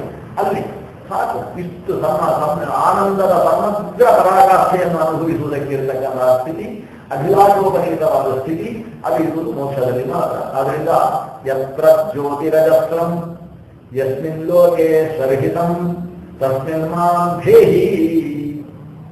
ಅಲ್ಲಿ ನನ್ನನ್ನು ಇಡುವುದಿಲ್ಲ. ದೇಹಿ ಅಂದ್ರೆ ಬೇರೆ ಅರ್ಥ, ಧೇಹಿ ಅಂದ್ರೆ ಬೇರೆ ಅರ್ಥ. ಈ ಅಲ್ಪ ಪ್ರಾಣ ಮಹಾಪ್ರಾಣ ಎಡವಟ್ಟು ಮಾಡಿದ್ರೆ ಸಂಸ್ಕೃತ ಅನ್ನೋದು ಹತ್ಯೆಗೊಂಡಿತು ಅಂತ ಅರ್ಥ. ಸಂಸ್ಕೃತದಲ್ಲಿ ಅಲ್ಪ ಪ್ರಾಣ ಮಹಾಪ್ರಾಣಗಳಿಗೆ ಅರ್ಥ ಅರ್ಥ ಇದೆ. ರಥ ಅಂತ ಹೇಳಿದ್ರೆ ಒಂದು ರಥ ಅಂತ ಹೇಳಿದ್ರೆ ಹೋಯ್ತು, ಕೆಟ್ಟ ಅರ್ಥ ಒಂದು ಇತ್ತು. ಅವನು ಸಕೃತು ಅಂತ ಹೇಳುವುದನ್ನು ಬಿಟ್ಟು ಅವನು ಶಕೃತು ಅಂತ ಹೇಳಿದ್ರೆ ಎಷ್ಟು ಅಭಿಪ್ರಾಯ? ಶಕೃತು ಅಂದ್ರೆ ಒಂದು ಬಾರಿ ಇಲ್ಲ, ಶಕೃತು ಅಂತ ಹೇಳಿದ್ರೆ ಅವರ ಅರ್ಥವನ್ನು ಉಪನ್ಯಾಸದಲ್ಲಿ ಹೇಳುವ ಹಾಗೆ ಒಂದು ಶಾ ಹೋಗಿ ಶಾ ಆದ್ರೆ ಇಷ್ಟೆಲ್ಲ ಅರ್ಥ ಇದೆ. ಇನ್ನು ಶಾ ಹೋಗಿ ಶಾ ಆದ್ರೆ ಇನ್ನೊಂದು ಅರ್ಥ ಆಗ್ತದೆ. ಅದು ಶಂಕರ ಅಂತ ಹೇಳ್ಬೇಕು. ಶಂಕರ ಅಂತ ಹೇಳಿದ್ರೆ ಆಗುತ್ತೆ, ಅದು ಶಂಕರ, ಅದು ಶಂಕರ. ಷಣ್ಮುಖ ಆಗಲಿಕ್ಕೆ ಒಂದು ಷಣ್ಮುಖ ಆಗಬಾರ್ದು. ಅದು ಶಾ ಬೇರೆ, ಶಾ ಬೇರೆ, ಶಾ ಬೇರೆ. ಯಾವುದು ಮೂರ್ಧನ್ಯದಿಂದ ಹೇಳಬೇಕು ಅದನ್ನು ಮೂರ್ಧ ಸ್ಥಾನದಿಂದಲೇ ಉಚ್ಚರಿಸಿ. ಯಾವುದನ್ನು ತಾಳುಕ್ಯದಿಂದಲೋ ಅಥವಾ ಅವನ ಕಂಠ ಪ್ರದೇಶದಿಂದ ಉಚ್ಚರಿಸಬೇಕು ಅದನ್ನು ಆ ಪ್ರದೇಶದಲ್ಲೇ ಉಚ್ಚರಿಸಿ. ವೇದದ ವಿಷಯದಲ್ಲಂತೂ ಜಾಗೃತಿ ಆಗಿದೆ. ಅಂದ್ರೆ ವೇದದಲ್ಲಿ ತಸ್ಮಿನ್ ಮಾಂ ಧೇಹಿ, ಧೇಹಿ ಅಂದ್ರೆ ಕೊಂಡು ಹೋಗಿ ಇಳು ಅಂತ.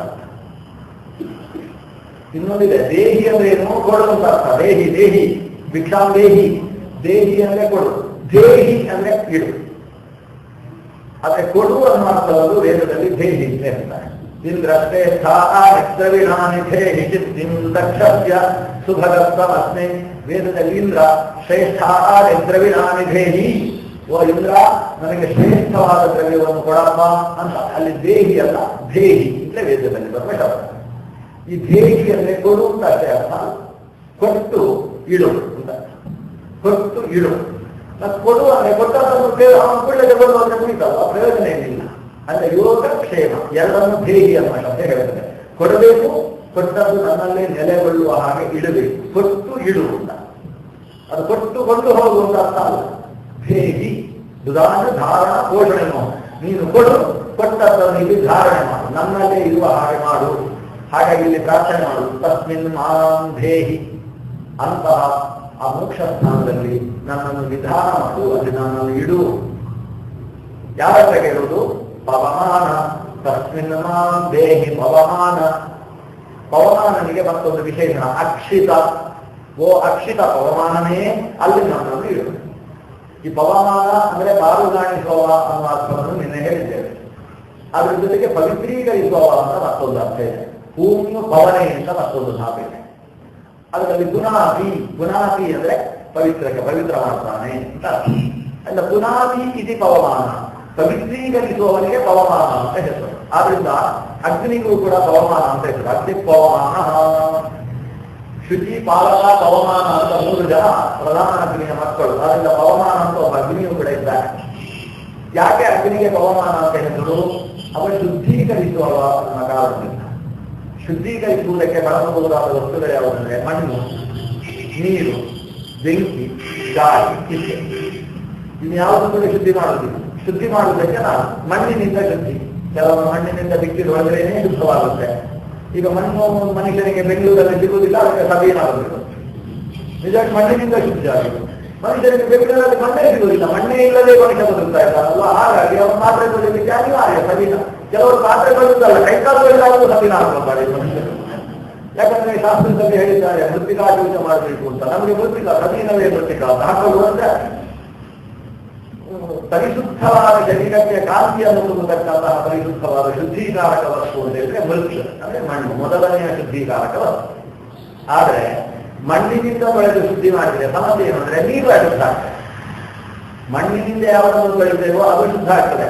ಆದ್ರೆ ಆ ಮಣ್ಣಿನಿಂದ ತೊಳೆದ ಮೇಲೆ ತೊಳೆಯಲಿಕ್ಕೆ ನೀರು ಬೇಕಲ್ವ, ಆ ನೀರು ಮಣ್ಣು ಬೇಕಾಗ್ತದೆ. ಆದ್ರೆ ಮಣ್ಣು ಶುದ್ಧೀಕಾರಕ ಹೇಗೋ ಹಾಗೆ ಇನ್ನೊಂದನ್ನು ಅಶುದ್ಧವನ್ನು ಮಾಡುವಂತಹ ಶಕ್ತಿ ಮಣ್ಣಿಗಿದೆ.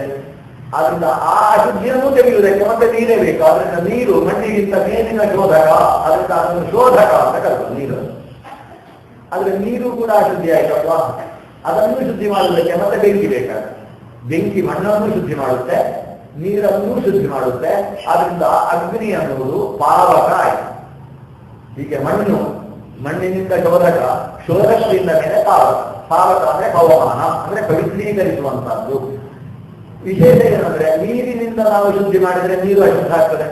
ನಾವು ಸ್ನಾನ ಮಾಡಿ ನೀರು ಹಾಕಿ ಹೋಗಿ ಮಾಡ್ಕೊಳ್ಳಿ, ಅದು ಸ್ನಾನ ಸೇರುವ ಅದೆಲ್ಲ ಬೇಡ ಅಂದ್ರೆ. ಯಾಕಂದ್ರೆ ನೀರು ನಮ್ಮನ್ನು ಶುದ್ಧ ಮಾಡಿದ್ದು, ಆದ್ರೆ ಅದು ಆ ಕಡೆ ಹೋಗಿ ಅಶುದ್ಧಿ. ಮಣ್ಣು ನಮ್ಮನ್ನು ಶುದ್ಧಿ ಮಾಡಿದ್ದು, ಆ ಕಡೆ ಹೋಗಿ ನೀರನ್ನು ಅಶುದ್ಧಿ ಮಾಡಿ ಹಾಕಿದ್ದು. ಆದ್ರೆ ಬೆಂಕಿ ಮಾತ್ರ ಶುದ್ಧಿ ಮಾಡಿದ್ದು, ತಾನೆಂದು ಅಶುದ್ಧಿಯಾಗದೆ ನಿಂತಿದ್ದು. ಅದರಿಂದ ಬೆಂಕಿ ಪಾವಕ ಆಯಿತು, ಅದು ಶುದ್ಧವಾಯಿತು. ನಾವೆಲ್ಲ ಭಾಗವತದಲ್ಲಿ ಇವತ್ತು ಅವಧೂತ ಗೀತೆಯಲ್ಲಿ ಬರ್ತದಲ್ವಾ, ಮನುಷ್ಯ ಬೆಂಕಿಯಿಂದ ಏನು ಕರಿಬೇಕು ಅಂದ್ರೆ ನಾನು ಬೆಂಕಿಯ ಹಾಗೆ ಮಡಿಯಾಗಿರಬೇಕು ಅಂತ ಕರಿಬೇಕು. ಸ್ವಚ್ಛ ಅಂತ ಬೆಂಕಿಯ ಹಾಗೆ ಮಡಿಯಾಗಿರ್ಬೇಕು ಅಂದ್ರೆ ಬೆಂಕಿಯ ಹಾಗೆ ಮಡಿಯಾಗುವುದಂದ್ರೆ ಏನು?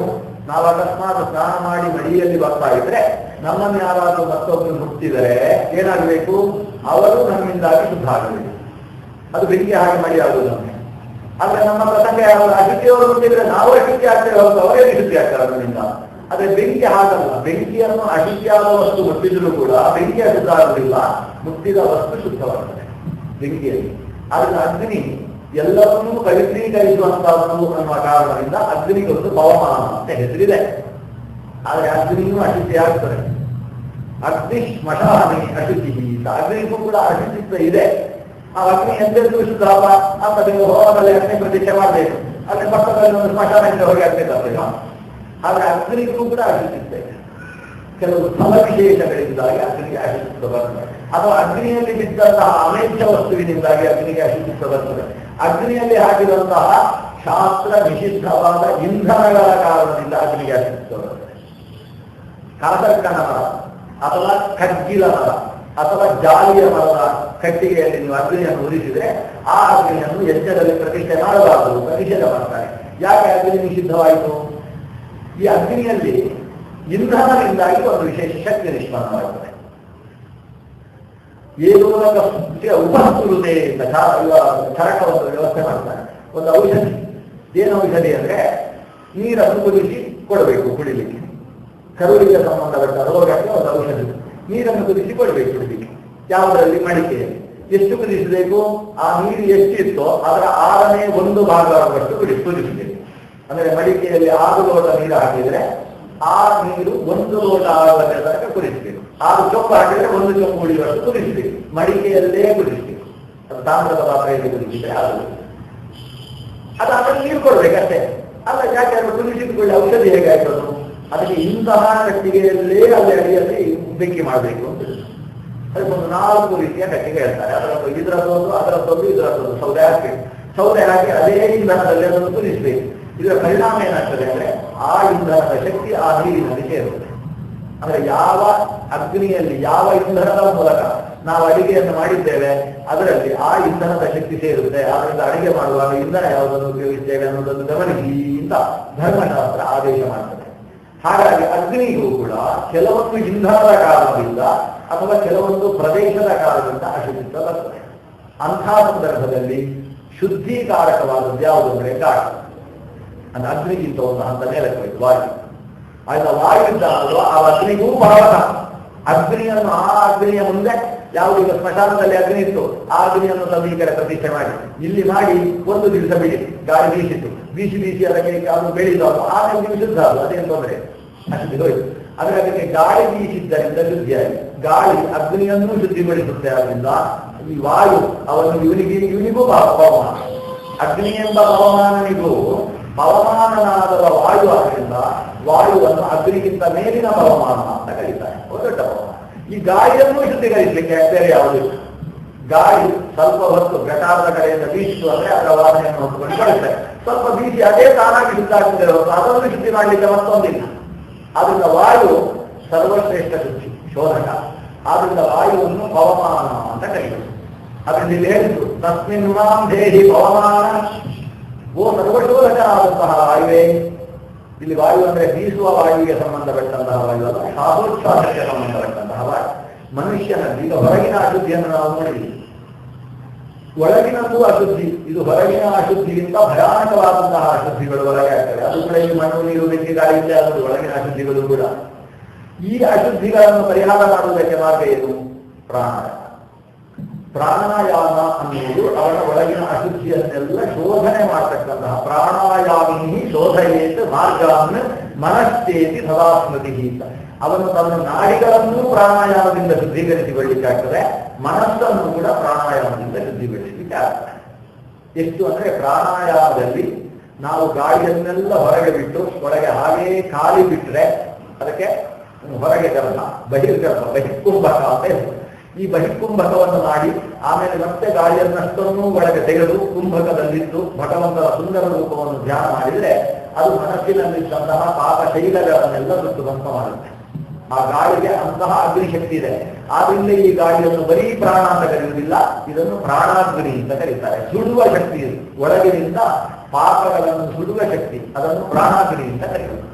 ಈ ಪ್ರಾಣಾಗ್ನಿ ಅನ್ನೋದು ಅಗ್ನಿಯನ್ನೂ ಕೂಡ ಶುದ್ಧೀಕರಿಸುವ ಕಾರಣದಿಂದ ಜೊತೆಗೆ ಒಳಗಿರತಕ್ಕಂತಹ ಅಗ್ನಿಗಳನ್ನು ಶುದ್ಧೀಕರಿಸುತ್ತಾರೆ. ಇಂದ್ರಿಯಗಳು, ಅಗ್ನಿಗಳು ಅಂದ್ರೆ ಇಂದ್ರಿಯಗಳು. ಈ ಇಂದ್ರಿಯಾಗ್ನಿಗಳನ್ನು ಕೂಡ ಶುದ್ಧೀಕರಿಸುವ ಕಾರಣದಿಂದ ವಾಯು ಅಂದ್ರೆ ಪ್ರಾಣದೇವ ಅವ ಸರ್ವಶ್ರೇಷ್ಠನಾದ ಪವಮಾನ. ಅದರಿಂದ ಇಲ್ಲೆಲ್ಲ ಪವಮಾನ ಅಂತ ಕರೆದ್ರೆ ನಾವು ಪ್ರಾಣನಲ್ಲಿ ಇಟ್ಟುಕೊಳ್ಬೇಕು, ಅಗ್ನಿ ಅನ್ನಲ್ಲ. ಹೇ ಪವಮಾನ, ಓ ಪ್ರಾಣದೇವನೇ, ನೀನು ಎಂತಹ ಪವಮಾನ? ಹೇ ಅಕ್ಷಿತ, ನೀನು ಅಕ್ಷಿತನಾದ ಪವಮಾನ. ಕ್ಷಿತಿ ಅಂದ್ರೆ ಹ್ರಾಸ, ಕ್ಷಿ ಅಂದ್ರೆ ಕ್ಷಿ ಅನ್ನೋ ಶಬ್ದಕ್ಕೆ ಅರ್ಥ ಕಡಿಮೆ ಆಗುವುದು, ಕ್ಷಯ ಹೊಂದುವುದು ಅಂತ ಅರ್ಥ, ಕ್ಷೀಣವಾಗುವುದು ಅಂತ. ಯಾರಲ್ಲಿ ಕ್ಷೀಣತೆ ಉಂಟಾಗ್ತದೆ ಅವನನ್ನು ಕ್ಷಿತ ಅಂತ ಕರೆಯುವುದು. ಯಾರಲ್ಲಿ ಕ್ಷೀಣತೆ ಇಲ್ಲ ಅವನನ್ನು ಅಕ್ಷಿತ ಅಂತ ಕರೆಯುವುದು.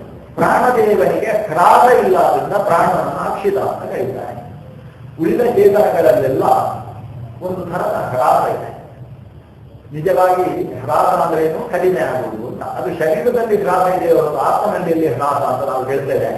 ಆದರೆ ಈ ಆತ್ಮನಿಗೆ ಇನ್ನೊಂದು ಶರೀರ ಸಿಕ್ಕಿದಾಗ ಇವತ್ತು ಎಷ್ಟು ಈ ಆತ್ಮನಲ್ಲಿ ಶಕ್ತಿ ಇದೆಯೋ ಅಷ್ಟು ಇರ್ತಾರೆ ಅಂತ ನಿಶ್ಚಯ ಇಲ್ಲ. ಕಡಿಮೆ ಆಗುವುದು, ಜಾಸ್ತಿ ಆಗುವುದು ಮನುಷ್ಯ ಶರೀರದಲ್ಲಿ.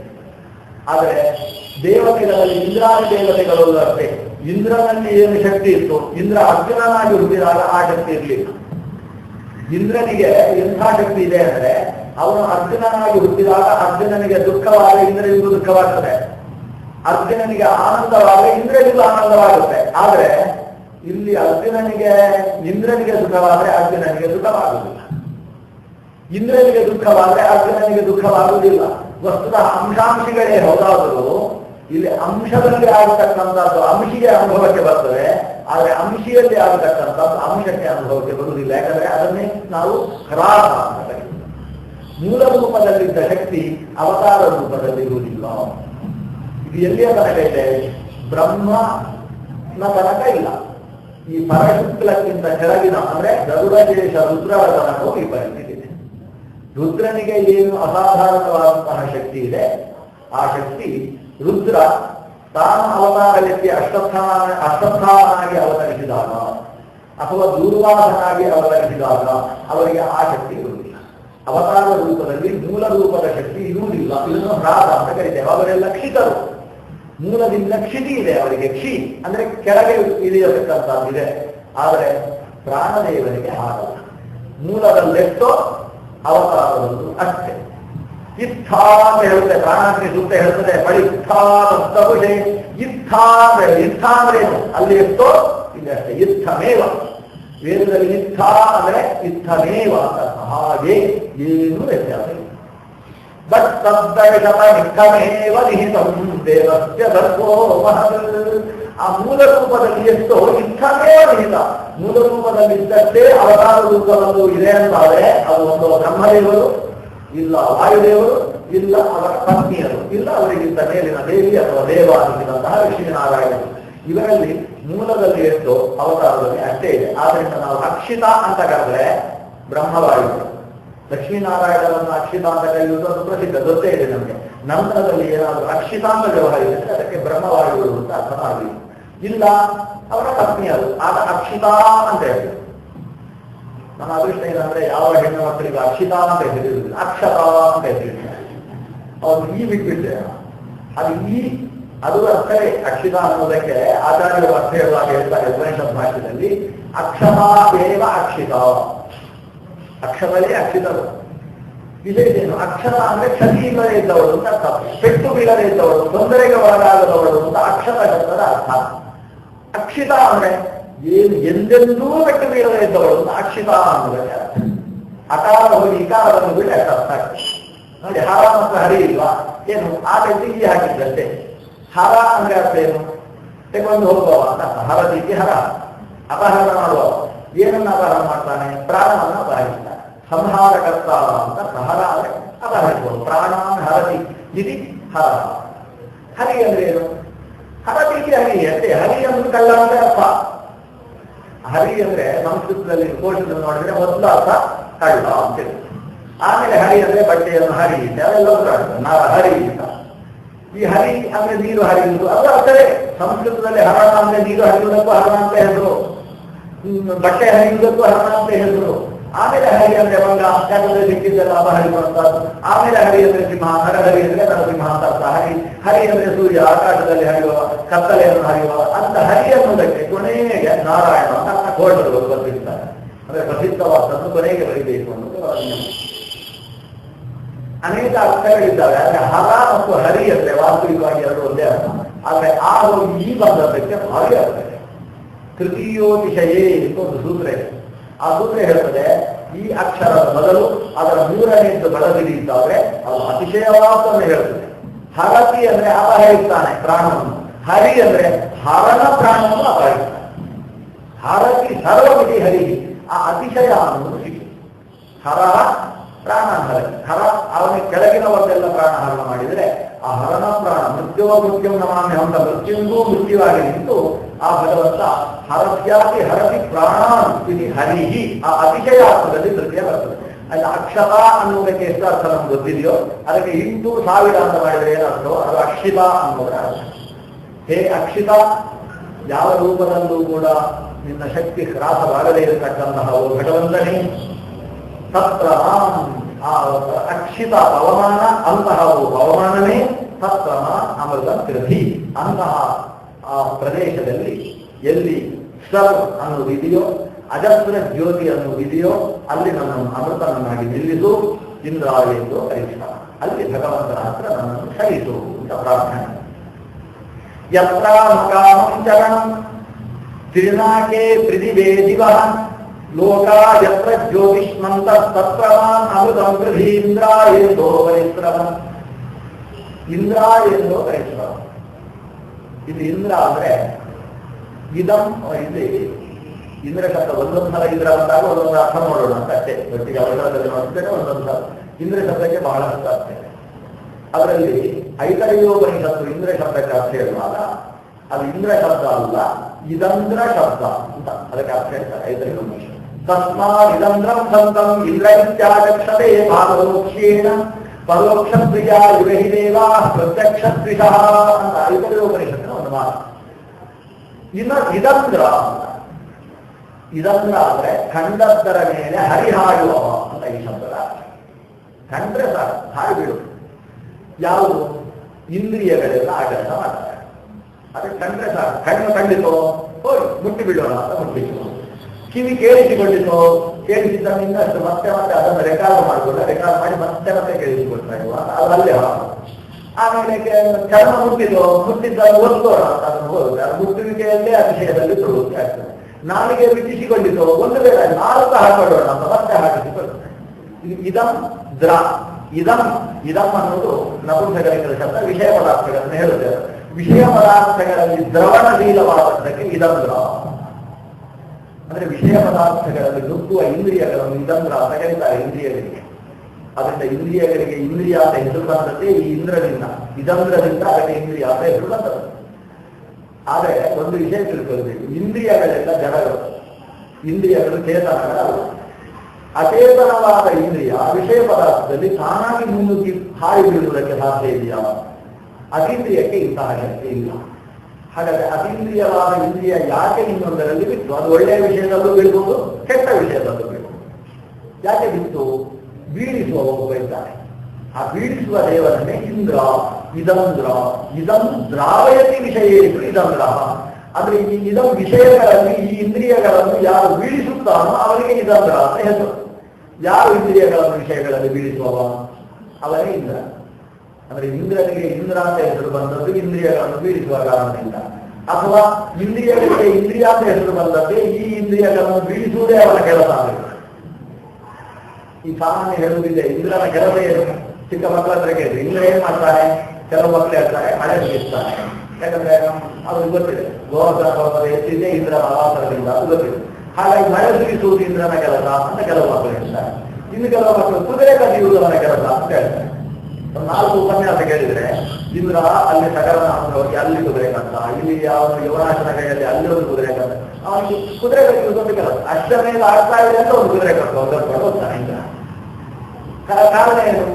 ಏನಂದ್ರೆ ಇವ 100 ಯಾಗ ಮಾಡಿದ ಅಂತಾದ್ರೆ ಶತಕೃತರಾಗಿ ನನ್ನ ಬೀದಿಯಲ್ಲಿ ಅವರು ಅಲುಗಾಡಿ ಬಿಟ್ರೆ ಅಂತ 5 ವರ್ಷಕ್ಕಿಂತ ಮುಂಚೆ ಅಲುಗಾಡಿ ಹೋದ್ರೆ ಅಂತ ಸಮಸ್ಯೆ. ಇದಕ್ಕೋಸ್ಕರ ಎಲ್ಲಿ ಯಾಗ ನಡೀತದೆ ಅಲ್ಲಿಂದ ಒಂದು ಕುದುರೆ ಕಟ್ಟಿಕೊಂಡು ಬರುವ ಕೆಲಸ ಮಾಡ್ತಾರೆ. ಈ ಕುದುರೆ ಕದಿಯುವುದು ಅನ್ನೋದು ಒಂದು ಸಾಂಕೇತಿಕವಾದದ್ದು. ನಿಜವಾಗಿ ಕುದುರೆ ಕದಿಯುವುದಂದ್ರೆ ಇಂದ್ರಿಯಗಳನ್ನು ಎಳ್ಕೊಂಡು ಹೋಗುವುದು ಅಂತ ಅರ್ಥ. ಯಾಕಂದ್ರೆ ಇಂದ್ರಿಯಾಣಿ ಹಯಾನ್ಯಾಹು, ಈ ಇಂದ್ರಿಯಗಳನ್ನು ಕುದುರೆಗಳು ಅಂತ ಕರೆಯುವುದು ಶಾಸ್ತ್ರದಲ್ಲಿ. ಕುದುರೆಗೆ ಕಣ್ಪಟ್ಟಿಯಿಂದ ಹೋದ್ರೆ ಅದು ಎಲ್ಲಿ ಹೋಗುತ್ತೆ ಅಂತ ಗೊತ್ತಾಗುದಿಲ್ಲ. ಚರಂಡಿಯಲ್ಲಿ ಎತ್ತಿಕೊಂಡು ಹೋಗಿ ರಥವನ್ನು ಹಾಕುತ್ತೆ. ಈ ನಮ್ಮ ರಥ ಇದೆ ಅಲ್ಲ, ನವದ್ವಾರಾತ್ಮಕವಾದಂತಹ ರಥ, ಆ ರಥಕ್ಕೆ ಹೂಡಿದಂತಹ 9 ಕುದುರೆಗಳಿದ್ದಾರೆ. ಅಥವಾ ನಮ್ಮ ಇಂದ್ರಿಯಗಳ 5 ಸಾವಿರ 5 ಕುದುರೆ ಅಂತಿದ್ದಾರೆ.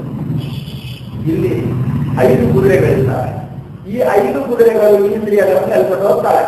ಅದಕ್ಕೆ ಸರಿಯಾದ ಪಟ್ಟಿ ಇದ್ರೆ ಸರಿಯಾದ ಮಾರ್ಗದಲ್ಲಿ ಕರ್ಕೊಂಡು, ಅದಿಲ್ಲದೆ ಹೋದ್ರೆ ಚರಂಡಿಗೆ ಹೋಗ್ತಾ ಇರ್ತಾರೆ. ಈ ಶರೀರ ಚರಂಡಿಗೆ ಬಿದ್ದಿರ್ತದೆ ಅಲ್ಲಲ್ಲಿ. ಯಾಕಂದ್ರೆ ಇಂದ್ರಿಯಗಳಲ್ಲೇ ಆಗಿವೆ. ಈ ಕುದುರೆಗಳು ಎಳ್ಕೊಂಡು ಹೋಗಿ ಅಲ್ಲೆಲ್ಲ ಬೀಳಿಸಿರ್ತಾರೆ. ಹಾಗಾದ್ರೆ ಈ ಶರೀರವೆಂಬ ರಥ ಸರಿಯಾದ ಗುರಿಯನ್ನು ಮುಟ್ಟಬೇಕಾದ್ರೆ ಈ ಇಂದ್ರಿಯಗಳೆಂಬ ಕುದುರೆಗಳು ಸಾರಥಿಯ ಹಿಡಿತದಲ್ಲಿರಬೇಕು. ಬುದ್ಧಿಂತು ಸಾರಥಿಂಬಿದ್ಧಿ, ಈ ಬುದ್ಧಿ ಎಂಬ ಸಾರಥಿಯ ಕೈಯಲ್ಲಿ ಈ ಇಂದ್ರಿಯಗಳೆಂಬ ಕುದುರೆಗಳು ಇರಬೇಕು. ಆದರೆ ಆ ಬುದ್ಧಿ ಅದನ್ನು ನಿಯಂತ್ರಿಸುವ ಯಾರು? ಬುದ್ಧಿ ಎಂಬ ಸಾರಥಿಯೇ ಅವನ ಕೈಯಲ್ಲಿ ಅವನು ಕುದುರೆ ಹಿಡಿದು ಓಡಿಸುವ ಅಂತ ಅದಕ್ಕೆ ಸಮಸ್ಯೆ ಆಗ್ತದಲ್ಲ. ಅದಕ್ಕೋಸ್ಕರ ಬುದ್ಧಿಗೆ ನಿಯಂತ್ರಣೆ ಮಾಡತಕ್ಕಂಥ ಒಬ್ಬ ವ್ಯಕ್ತಿ ಅವನು ಇದಂದ್ರ. ಈಗ ಬುದ್ಧಿ ಅವರ ಒಂದು ಇದಂದ್ರ. ಇಲ್ಲಿ ಅವನಿಗೆ ಇಂದ್ರ ಇದ್ದ. ಇಂದ್ರಿಯಾಭಿಮಾನಿ ದೇವತೆಗಳಲ್ಲಿ ಎತ್ತರದ ದೇವತೆ ಅಂದ್ರೆ ಇಂದ್ರ, ಕೈಗೆ ಸಂಬಂಧಪಟ್ಟಂತಹ ದೇವತೆ. ನಾವೆಲ್ಲ ಕೈಯಲ್ಲೇ ಮುಂದೆ ಬರುವುದು. ಇಂದ್ರಿಯ ಆ ಇಂದ್ರನ ಕಾರಣದಿಂದ ಅಂತಹ ಇಂದ್ರ ಎತ್ತರದಲ್ಲಿದ್ದ. ಆ ಇಂದ್ರನು ಕೂಡ ಈಗ ಒಬ್ಬ ಒಂದು ಹಿಡಿತದಲ್ಲಿದ್ದಾನೆ, ಬುದ್ಧಿಯ ಹಿಡಿತದಲ್ಲಿದ್ದಾನೆ. ಬುದ್ಧಿ ಯಾರು? ಬುದ್ಧಿಯಭಿಮಾನಿ ದೇವಿ ಭಾರತೀ ಸರಸ್ವತಿಯರು ಬುದ್ಧಿ ಅಂತ ಕರೆಸಿಕೊಳ್ತಾರೆ. ಹಾಗಾದರೆ ಭಾರತೀ ಸರಸ್ವತಿಯರ ಹಿಡಿತದಲ್ಲಿ ಇಂದ್ರ ಇದ್ದಾರೆ. ಭಾರತೀ ಸರಸ್ವತಿಯರು ವಸ್ತುತಃ ಪಾರ್ವತೀ ದೇವಿಯನ್ನು ಹಿಡಿತದಲ್ಲಿಟ್ಟು ಪಾರ್ವತೀ ದೇವಿಯ ಮೂಲಕ ಇಂದ್ರನ ಹಿಡಿತ. ಯಾಕಂದ್ರೆ ಇಂದ್ರನಿಗೆ ನೇರವಾಗಿ ಗುರು ಯಾರು ಅಂದ್ರೆ ಪಾರ್ವತೀ ದೇವಿ. ಅಂದ್ರೆ ಈ ಬುದ್ಧಿಯ ಹಿಡಿತದಲ್ಲಿ ಇಂದ್ರಿಯಗಳೆಲ್ಲ ಹಿಡಿದಿದ್ದಾರೆ. ಆ ಬುದ್ಧಿಯೂ ಕೆಲವರಲ್ಲಿ ಹಿಡಿತದಲ್ಲಿರುವುದಿಲ್ಲ. ಬುದ್ಧಿಯ ಹಿಡಿತಕ್ಕೋಸ್ಕರ ಒಳಗೆ ಆತ್ಮ ಬೇಕು, ಜೀವನ ಹಿಡಿತದಲ್ಲಿ ಬುದ್ಧಿ. ಆ ಜೀವಕ್ಕೆ ಅಭಿಮಾನಿ ಯಾರು? ಪ್ರಾಣ. ಹಾಗಾದ್ರೆ ಈಗ ಇದಂದ್ರ ಅಂದ್ರೆ ಪ್ರಾಣ. ಈಗ ಜೀವಾಭಿಮಾನಿ ಪ್ರಾಣ. ಹೀಗೆ ಇದಂದ್ರ ಅನ್ನೋದು ಮೊದಲು ಇಂದ್ರನಲ್ಲಿ ನಿಂತು ಅಲ್ಲಿಂದ ಬುದ್ಧಿಗೆ ಹೋಗಿ ಆಮೇಲೆ ಬುದ್ಧಿಪತಿಯಲ್ಲಿ ಬಂದು ನಿಂತು. ಬುದ್ಧಿಪತಿ ಅಂದ್ರೆ ಭಾರತೀಯ ರಮಣ. ಅವನು ಪ್ರಾಣಾಭಿಮಾನಿ ಅಂದ್ರೆ ಜೀವಾಭಿಮಾನಿ, ಜೀವಕ್ಕೆ ಅಭಿಮಾನಿ ಶಕ್ತಿ. ಅವನು ಇದಂದ್ರ ಅಂತ ಕರೆಸಿಕೊಂಡ. ಈ ಪ್ರಾಣನೂ ಕೂಡ ನೇರವಾಗಿ ಕೆಲಸ ಮಾಡುವುದಿಲ್ಲ ಅಂದ್ರೆ ಆ ಭಗವಂತನನ್ನು ಹೀಗೆ ನೋಡ್ತಾನೆ. ಭಗವಂತ ಹನುಮಂತ ಹೇಳಿದ್ರೆ ಬಾಗಿಲ ಕೆಲಸ ಎಲ್ಲ.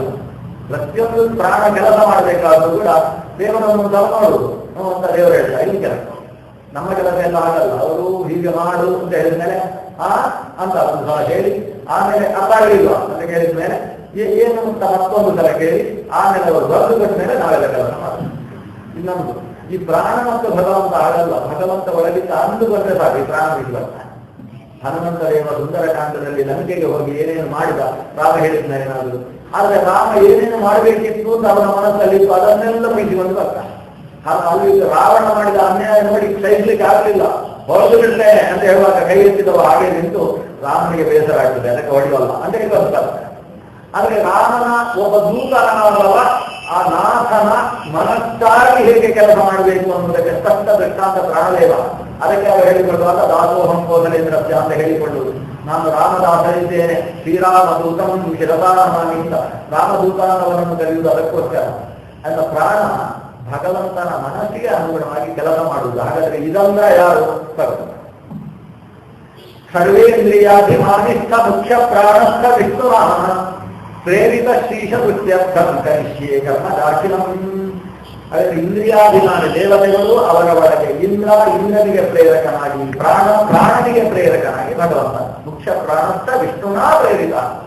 ಅಂದ್ರೆ ವಿಷ್ಣು ಇದಂ ದ್ರ ಇಂದ್ರಿಯಗಳನ್ನೆಲ್ಲ ವಿಷಯ ಪದಾರ್ಥದಲ್ಲಿ ಪ್ರೇರಿಸುವುದು ಮೂಲಭೂತವಾಗಿ ವಿಷ್ಣು. ಆದ್ರಿಂದ ವಿಷ್ಣುವಿಗೆ ಇದಂದ್ರ ಅಂತ ಹೆಸರು. ಅಲ್ಲ, ಇದಂದ್ರ ಅಂತ ಕರೀತೀವಿ, ಇಂದ್ರ ಅಂತ ಯಾಕೆ ಕರೀತೀವಿ? ಅದು ವೇದಗಳ ಸ್ವಭಾವ.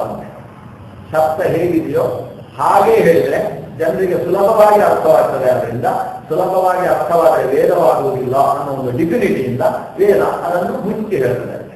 ತಸ್ಮಾತ್ ಇದಂದ್ರಂ ಸಂತಂ ಇಂದ್ರಮಿತ್ಯಾಚಕ್ಷತೆ ಪಾರೋಕ್ಷೇನ. ನೇರ ಹೇಳಬಾರದು ಅಂತ ಮುಚ್ಚಿ ಹೇಳುವುದು ವೇದದ ಸ್ವಭಾವ. ಹಾಗಾಗಿ ವೇದಗಳಿಗೆ ಛಂದಸ್ಸುಗಳು ಅಂತ ಹೇಳ್ತಾರೆ. ನೇರ ಮಾತಾಡುವುದಿಲ್ಲ, ಮುಚ್ಚಿ ಹೇಳುದು. ಮುಂದಿಗೆಗಳ ಹಾಗೆ ಮಾತಾಡುತ್ತೆ. ಕೆಲವರಿಗೆ ಏನೋ ಹೇಳ್ತದೆ ಅಂತ ಅನಿಸುತ್ತೆ, ಆದ್ರೆ ಅರ್ಥ ಏನೋ ಇರ್ತದೆ. ಏನೋ ಅರ್ಥ ಇಟ್ಟುಕೊಂಡು ಏನು ಹೇಳುವ ಹಾಗೆ ಕಾಣಿಸ್ತಕ್ಕಂಥದ್ದೇ ವೇದಗಳ ಗುಟ್ಟು. ಹಾಗಾಗಿ ವೇದ ಗುಟ್ಟಾಗಿ ಹೇಳುವುದು ವೇದದ ಸ್ವಭಾವ.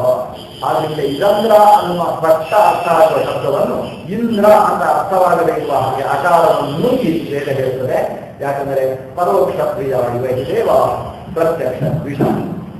ನೇರವಾಗಿ ಹೇಳುವುದನ್ನು ದೇವತೆಗಳು ಯಾರು ಇಷ್ಟಪಡುವುದಿಲ್ಲ, ಅವರು ಮುಚ್ಚಿ ಹೇಳುವುದನ್ನೇ ಇಷ್ಟಪಡತಕ್ಕಂಥವರಿದ್ದಾರೆ ಅಂತ ಐತರೆಯ ನಿರೂಪಣೆ ಮಾಡ್ತದೆ. ಅದಕ್ಕೆ ಅನುಗುಣವಾಗಿ ಇಂದ್ರ ಅಂದ್ರೆ ನಮ್ಮ ಇಂದ್ರಿಯಗಳ ಪ್ರೇರಕನಾದಂತಹ ಇಂದ್ರಿಯ ಪ್ರೇರಕ, ತತ್ವಾಭಿಮಾನಿ ಪ್ರೇರಕ, ಪ್ರಾಣ ಪ್ರೇರಕನಾದ ಭಗವಂತ ಇಂದ್ರ. ಇಂದ್ರಾಯ ಅಂತಹ ನನ್ನೆಲ್ಲ ಪ್ರೇರಣೆಗೆ ಕಾರಣವಾದಂತಹ ಸರ್ವಸ್ವಾಮಿಯ ಹತ್ರ ಹೇ ಇಂದೋ ಪರಿಶ್ರಮ. ಓ ಮುಖ್ಯ ಪ್ರಾಣ, ನನ್ನನ್ನು ತಲುಪಿಸು. ಎಂಥ ಲೋಕ? ಯತ್ರ ಅನುಕಾಮಂ ಚರಣಂ ತ್ರಿನಾಥೇ. ಯತ್ರ ಅನುಕಾಮಂ ಚರಣ. ಯಾವ ಲೋಕದಲ್ಲಿ ಇಚ್ಛೆ ಬಂದ ಹಾಗೆ ನಡೆಯುವುದಕ್ಕೆ ಸಾಧ್ಯ ಇದೆಯೋ ಆ ಲೋಕಕ್ಕೆ, ಸ್ವಚ್ಛಂದವಾದ ಲೋಕಕ್ಕೆ ನಮ್ಮನ್ನು ತಗೊಂಡು. ಚರಣ ಅಂದ್ರೆ ಸಂಚರಣ, ಅಥವಾ ಚರಣ ಅಂತ ಹೇಳಿದ್ರೆ ಆಚರಣ. ಈ ಆಚರಣ, ನನ್ನ ಸಂಚರಣ, ನನ್ನ ಆಚರಣ ಇದೆಲ್ಲ ಯತ್ರ ಅನುಕಾಮಂ ಭವತಿ, ಕಾಮ ಅನುಸೃತ್ಯ ಭವತಿ. ಇಚ್ಛೆಗೆ ಅನುಗುಣವಾಗಿ ನಡೀಲಿಕ್ಕೆ ಸಾಧ್ಯ ಆಗ್ತದೆ, ಅಲ್ಲಿ ಕರ್ಕೊಂಡು ಹೋಗುದು. ಇದು ಎಲ್ಲೂ ಆಗುವುದಿಲ್ಲ ಇಚ್ಛೆಗೆ ಅನುಗುಣವಾಗಿ ನಡೀಲಿಕ್ಕೆ. ನಮ್ಮ ಬೆಂಗಳೂರಲ್ಲಂತೂ ಸುತರ ಆಗುವುದಿಲ್ಲ ನೋಡಿ. ಇಚ್ಛೆ ಬಂದ ಹಾಗೆ ರೋಡಲ್ಲಿ ಹೋಗಿ ನಾಳೆ ಪೇಪರಲ್ಲಿ ನಿಮ್ಮ ಫೋಟೋ ಇರುವುದಿಲ್ಲ, ವಿಷಯ ಮಾತ್ರ ಇದೆ. ಹಾಗಾದ್ರೆ ಈ ಇಚ್ಛೆ ಬಂದ ಹಾಗೆ ನಡೆಯುವುದಕ್ಕೆ ಎಲ್ಲೂ ಅವಕಾಶ ಇಲ್ಲ. ಸ್ವಚ್ಛಂದತೆ ಅನ್ನುವುದು ಸ್ವಾತಂತ್ರ್ಯ ಯಾವುದು? ಸ್ವಾತಂತ್ರ್ಯ ಬೇರೆ, ಸ್ವಚ್ಛಂದತೆ ಬೇರೆ. ನಾಳೆ ಸ್ವಾತಂತ್ರ್ಯೋತ್ಸವ ಆಚರಣೆ ಮಾಡುವವರಿದ್ದೇವೆ ಮುಂದಿನ ತಿಂಗಳಲ್ಲಿ. ಆದರೆ ಸ್ವಚ್ಛಂದತೆಯ ಉತ್ಸವ ಆಚರಣೆ ಮಾಡಿ, ಅದು 31ನೇ ತಾರೀಕು ಡಿಸೆಂಬರ್ ಸ್ವಚ್ಛಂದೋತ್ಸವ ಅಂತ ಒಂದು ಉತ್ಸವ ಆಚರಣೆ ಮಾಡ್ತಾರೆ. ಅದು ಧರ್ಮ ನಿಷಿದ್ಧವಾದ ಸ್ವಾತಂತ್ರ್ಯ ಅನ್ನೋದು ಶಾಸ್ತ್ರ ವಿಹಿತವಾದದ್ದು. ದತ್ತ ಸ್ವಾತಂತ್ರ್ಯ ಬೇಕು ಮನುಷ್ಯನಿಗೆ, ಸ್ವಚ್ಛಂದತೆ ಬೇಡ. ಆದರೆ ಸ್ವಚ್ಛಂದವಾಗಿ ಇರುವುದಕ್ಕೆ ಒಂದೇ ಒಂದು ಅವಕಾಶ ಅಂತ ಹೇಳಿದ್ರೆ ಅವನ ಲಿಂಗ ದೇಹ ಭಂಗವಾಗಬೇಕಾಗ ಸ್ವಚ್ಛಂದ. ಯಾಕಂದ್ರೆ ಈ ಲಿಂಗ ದೇಹದಲ್ಲೂ ಮನಸ್ಸಿದೆ, ಸ್ವರೂಪದಲ್ಲೂ ಮನಸ್ಸಿದೆ, ಈ ನಮ್ಮ ಶರೀರದಲ್ಲೂ ಮನಸ್ಸಿದೆ. ಶರೀರದಲ್ಲಿರುವ ಅಂತಃಕರಣ ಅಂತ ಕರೆಸಿಕೊಂಡ ಮನಸ್ಸು ಅದು ಪ್ರಾಕೃತವಾದಂತಹ ಸೂಕ್ಷ್ಮಗಳಿಂದ ಉಪಚಿತವಾಗಿರ್ತಕ್ಕಂಥದ್ದು, ಉಪಚಯಗೊಂಡಿರುವಂತಹ. ಲಿಂಗದೇಹದಲ್ಲಿರ್ತಕ್ಕಂತಹ ಮನಸ್ಸು ಸತ್ವರಜಸ್ತಮೋ ಗುಣಗಳ ಅಂಶಗಳಿಂದ ಉಪಚಿತಗೊಂಡದ್ದು. ಆ ಲಿಂಗದೇಹ ಹೋದ ಮನಸ್ಸು ಹೋಗುತ್ತೆ. ಈಗ ಮನಸ್ಸು ಸಾಯುವುದು ಅಂತ ಒಂದು ಪರಿಸ್ಥಿತಿ ಇದೆ. ಮನಸ್ಸು ಸಾಯುವಲ್ಲಿಯ ತನಕ ಮನುಷ್ಯನಿಗೆ ನಿತ್ಯತೆ ಇಲ್ಲ, ಮನುಷ್ಯನಿಗೆ ಶಾಶ್ವತ ಸುಖ ಇಲ್ಲ. ಅವ ಶಾಶ್ವತ ಸುಖ ಪಡಿಬೇಕು ಅಂತಾದ್ರೆ ಹೆಂಡತಿ ಸಾಯಲಿ ಅಂತ ತಾವು ಹೇಳ್ತಾರೆ. ಹೆಂಡತಿ ಸತ್ರೆ ಮಾತ್ರ ಅವನಿಗೆ ಶಾಶ್ವತವಾದ ಸುಖ ಸಿಗುವುದು. ಹೆಂಡತಿ ಅಂದ್ರೆ ಯಾವುದು? ಮನಸ್ಸು. ಬುದ್ಧಿದ್ದು ಪ್ರಮದಾನ್ ವಿಧಿ. ಈ ಅಂತಃಕರಣ ಅನ್ನುವ ಮನಸ್ಸೇನಿದೆ, ಈ ಬಾಹ್ಯ ಅಂತಃಕರಣ ಏನಿದೆ ಅದಕ್ಕೆ ಹೆಂಡತಿ ಅಂತ ಹೇಳುವುದು. ಅದೊಂದು ಸಾಯ ಅಂದ್ರೆ ಲಿಂಗದೇಹ ಭಂಗ ಆಗಿದೆ. ಆಗ ಅವನಿಗೆ ಶಾಶ್ವತವಾದ ಸುಖ ಸಿಗ್ತದೆ. ಈ ಮನಸ್ಸು ಅನ್ನೋದು ಏನಿದೆ, ಈ ಮನಸ್ಸಿಗೆ ಅನುಗುಣವಾಗಿ ನಾವೇನಾದ್ರೂ ನಡ್ಕೊಂಡು ಅದು ಕೆಟ್ಟ ವ್ಯಕ್ತಿಯಾಗಿರುತ್ತೆ. ಮನಸ್ಸು ಕೇಳಿದ್ದೆಲ್ಲ ಕೊಟ್ಟರೆ ಆ ಮನಸ್ಸು ಅತ್ಯಂತ ಚಂಚಲವಾದದ್ದೆಲ್ಲ ಮಕಾರದಿಂದ ದುರಾಗ್ತದಂತೆ.